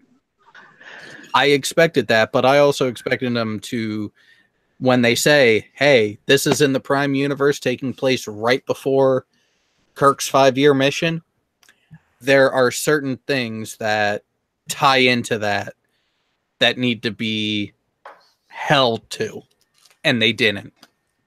Yeah. Yes, we did go full nerd. Yeah. I was just about to address that. That's like a total compliment. Thank you so much. Yes. Oh, I enjoy Star Trek. I mean, like, I remember before I joined the Navy, I'd been watching Star Trek for ages, and the first time I stood in the sick bay, I got a little bit of a tingle because it's like I'd heard them talk about the sick bay on Star Trek so often. All right. Give me 1 second, guys. I'm sending an invite to somebody. Saying that I am going to have to go because it's now 4:30 in the morning for me. So, Yeah, I'm bringing Craig, you're a lightweight. I'm bringing a special guest on here. I can stay a little bit then. okay, so we just a little we bit. have about 15 minutes before the show shuts down anyways. For Star Well, Trek. we have a an actual Star Trek expert that says he's going to come on and explain to us why Star Trek's so fucked up, why Discovery. So, Oh, you're bringing Tao on? Tao and I have talked about this before. So, as someone who's never watched Star Trek, out of one movie where they're in like some kind of citadel and they're floating in the air, flipping switches for the finale fight, what is Star Trek? Wait, which It's, fucking movie are you talking about? It's literally a I don't know. like a They were on top of some kind of skyscrapers, listen. flicking Star, switches. a Just Star imagine Trek. A America Star Trek took is a stars. roadway between two stars. A Star Trek. Okay, so you make this journey between two stars, and that is your trek. That is what Star Trek is. Wait, Okay. were you talking about Insurrection? I'm It talking about Luca was- Pig. It was a movie about 5 to 10 years ago. Oh, wait, no, not 10 years. About 5 years ago was when it came out. Like, it's like a main movie, like a main Star Trek movie. Oh, it sounds like one of the reboots. I know Alright. Spock was in it. Yeah, that's one of the reboots. Those Okay, I don't think count. it was by J.J. Abrams. Those don't count? Yeah, Okay, yeah, good. those Because I don't didn't count. like it. Good All right, afternoon, someone send me a Cassie. list of something to watch Star Trek wise, because I never watched it. Well, you can start with the original series. Those all are 72, all 72 episodes. 72 episodes I can do. Excuse me, 73. Can't forget that episode with Pike. Oh yeah, of course, 72 I forget episodes I can that do. is available again now, isn't it? Okay. 1 sec, my daughter's woken up. I grew up watching because that's the series I grew up watching was original. I tell. Yep. I still haven't watched any of your series. Captain Kirk taught me how to fight. I think Luca Pig needs to be muted the entire time Tal Setioff is here because of that reason. He's not worthy. You're not worthy to speak to the man. You're forgiven. Well, I also have this wonderful eject button.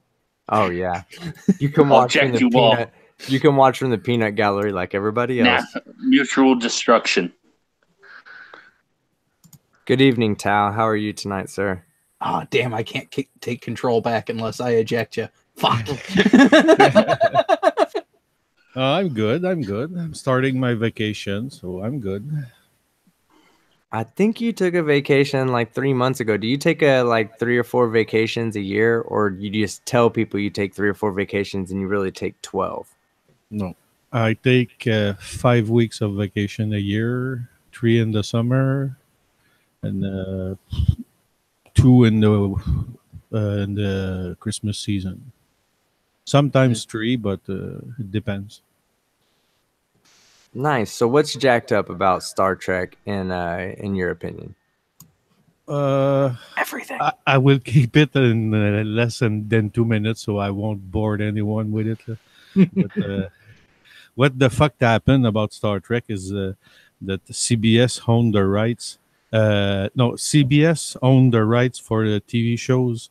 It's before they start the reboot of Star Trek with J.J. Abrams with Bad Robots. Okay, so Paramount was acquired by Viacom, and they own the rights for the movies and TV shows on since Next Generation and stuff like that. So when CBS they decide that they will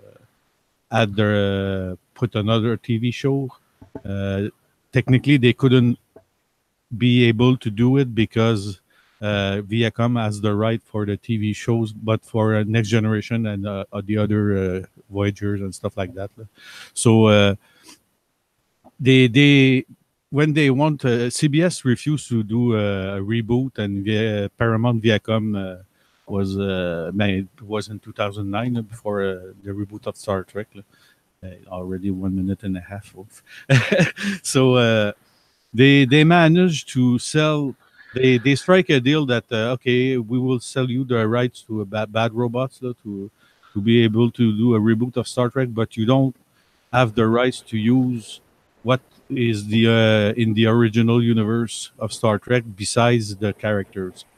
So J.J. Abrams, he loves to sodomize stuff, so he came with that fucking ideas of another timeline so that they can do pretty much what they want. They have the name of the characters, but they can do pretty much what they want with the history because it's technically a new timeline, so it doesn't get in the breach of the contract with the CBS and Viacom. So, and that's how the fuck start began, because in bonus you have 2 writers who Arkrick and Crossman, they think that they were Star Trek geeks, and while in fact they weren't Star Trek geeks, and they start to rewrite Star Trek without having the fan in mind for 1 minute, because they were used to make blockbuster movies with lots of action and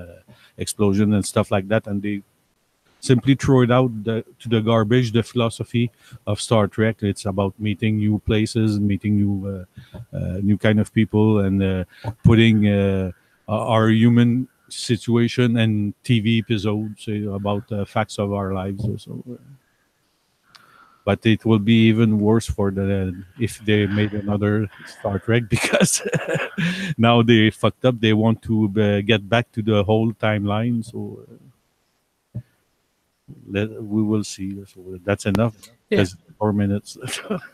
Well, but what I don't understand with all that and with that deal, since CBS retained the full IP rights, Why did they have to institute a certain amount of change on Discovery? Yeah, but because Discovery was written by Crossman, the guy who wrote the Star Trek reboots, and he just want to put it his vision of it, because they Star Trek is kind of universal, say peace and love, and that's a recipe that works. But for them, they wanted to put it more in the 2000s and for the millennium, and they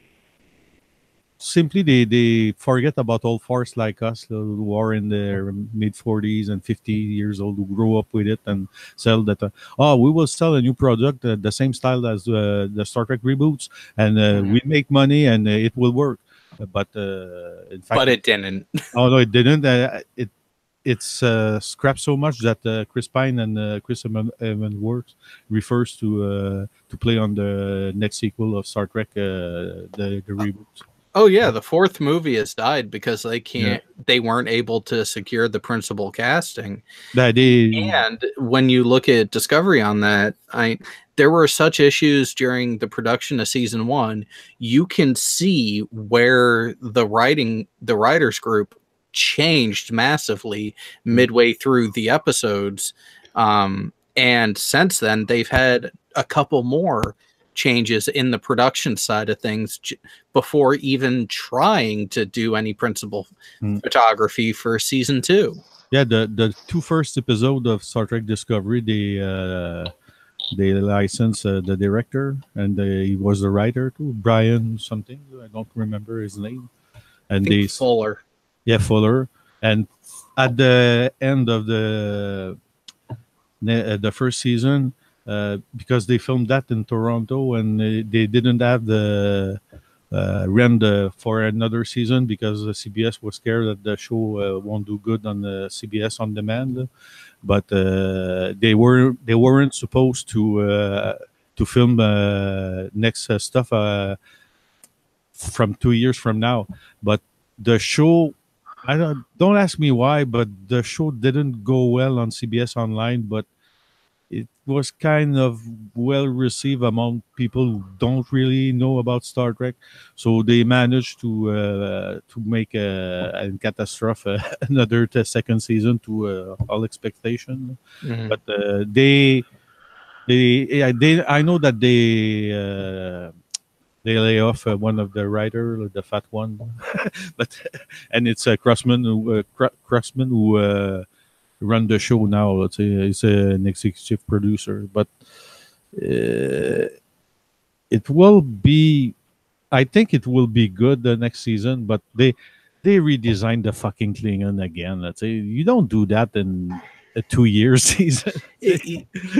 Yeah, and that's part of it. Is when they said that they were doing a visual reboot, there were certain things that it seems like they changed just for the sake of change, like the visual aesthetic of the Klingons, and even the way that the language sounded and everything. I understand trying to make it more alien and going that route, but again, when you have an established canon and you come out and say, nope, this is not a reboot universe, this is part of the Prime timeline, we're falling in within this time frame of the Prime timeline, there are certain expectations because of that you from a character standpoint, from an alien standpoint, that you have to hit, and they missed the mark horribly. Yeah, but like I said, there were some kind of breach in the contract that they couldn't use the old timeline, but technically Discovery is before the old timeline, so they had the permission to fucked up almost everything. But here's the bad part about that is that it was a CBS production, so they didn't have to have those restrictions. Yeah, but it's all about the money for them. It was for marketing purposes to try to drive things, because they saw how much money that Bad Robot ended up raking in because they had all the merchandising rights from the movies. and Viacom still owns a certain percentage of the right of Star Trek. So say it was a deal between the lawyers of CBS and Viacom, and it's kind of sad, let's say, because but well, say like the fucking ship has a super transwarp drive, something. Oh God, yeah. Say that. Hey, come on! Let's say they barely had an phaser that works. Can I call for a moment of silence for what Star Trek turned into then? Oh, it's too late for this. Yeah. You're about 1 year late. But even though Star Trek really died when they started Enterprise, I'd say, the series Enterprise. It was good, but not the Star Trek quality. Yeah, well, and the bad part with Enterprise is it was the only series to not get a full 7-season run, and it was finally hitting its stride when they decided, oh, we're going to when they added the arc for the I can't remember the name of the species now. The Xindi. Yeah, when they added the Xindi arc over the 2 seasons, I thought that would like totally upped the show for me. Yeah, it did, and then they go into getting ready to show the foundation of the Federation itself with that freaking psychopath who wanted to be a complete xenophobe, and then right after is like, we're done. Like, what the fuck? That last episode that showed it as like a hologram on the holodeck of the Enterprise D. Yeah, I hated that last episode. Absolutely fucking hated it. I got the video. I downloaded the fucking video that I showed you, Jared. The crazy lady crying. Yes. So I downloaded it for nothing? No, you keep that as a backup. We can't let this disappear. Well, but you know what pissed me the most about Star Trek, the CBS deal versus Viacom, is the fact that CBS forbidden fan to make fan movies more than 15 minutes long. They've gone back on that now because of the lawsuit with the group that is doing Axanar. Axanar is back to being a full length production. Cool. And I can't fucking wait. I'm not so sure about that. Last I heard, Axanar was back in production, but they were only going to do 2 15-minute blocks, and that was it. Okay. Now there's more legal issues, and they have started production, and they can go either way with it. That is the beauty of how they are doing it. Is if it does come back through the appeals that nope, you can do the more full run and full show because it is not the break of IP that CBS was claiming, then they're going to do the full show, and it is going to be exactly what Discovery should have been. Yeah. But one show that I miss about the fan films, Star Trek Continues. Have you watched I have seen a couple of those. That was pretty fucking quality for amateurs. I didn't like all of them, but in whole, it was, you're right, it was pretty good. But they had a nice long run too. They had 10 episodes, and there were another guy who did I think it was Star Trek Phase 2, something like that, and there were one episode that he sees all the women that Kirk sees all the women of his life, and at the end he keeps seeing a young girl on his walking in the decks of his ship, and he was kind of turning cuckoo. I think it was the iris, the wild iris, the name of the episode. And at the end, the little girl, it was the child that he's supposed to have with a Native American woman on an alien planet in one episode. Oh yeah. And it was fucking touchy. It's fucking rare that I shred a tear all the time. But that one, oh my God, I shed a tear. All right, but we need some time to relax, refuel, and stock up on the alcohol before movie night. So it was another great one. I fucking hate OBS and Hangouts and Google Meets right now. But you know what? We still got the show. Still had a blast. For those who haven't already, subscribe. For those interested, go to the International Baller Day raffle video on this channel to get the details and enter to win the Flat Earth Butthurt jacket of choice with every single mission patch from Apollo, from Gemini, and a whole bunch of others, because there's 32 patches on this fucking jacket. Wow. And I did check the jacket. He did get a high quality something nice. It's definitely worth the bid. Oh yeah.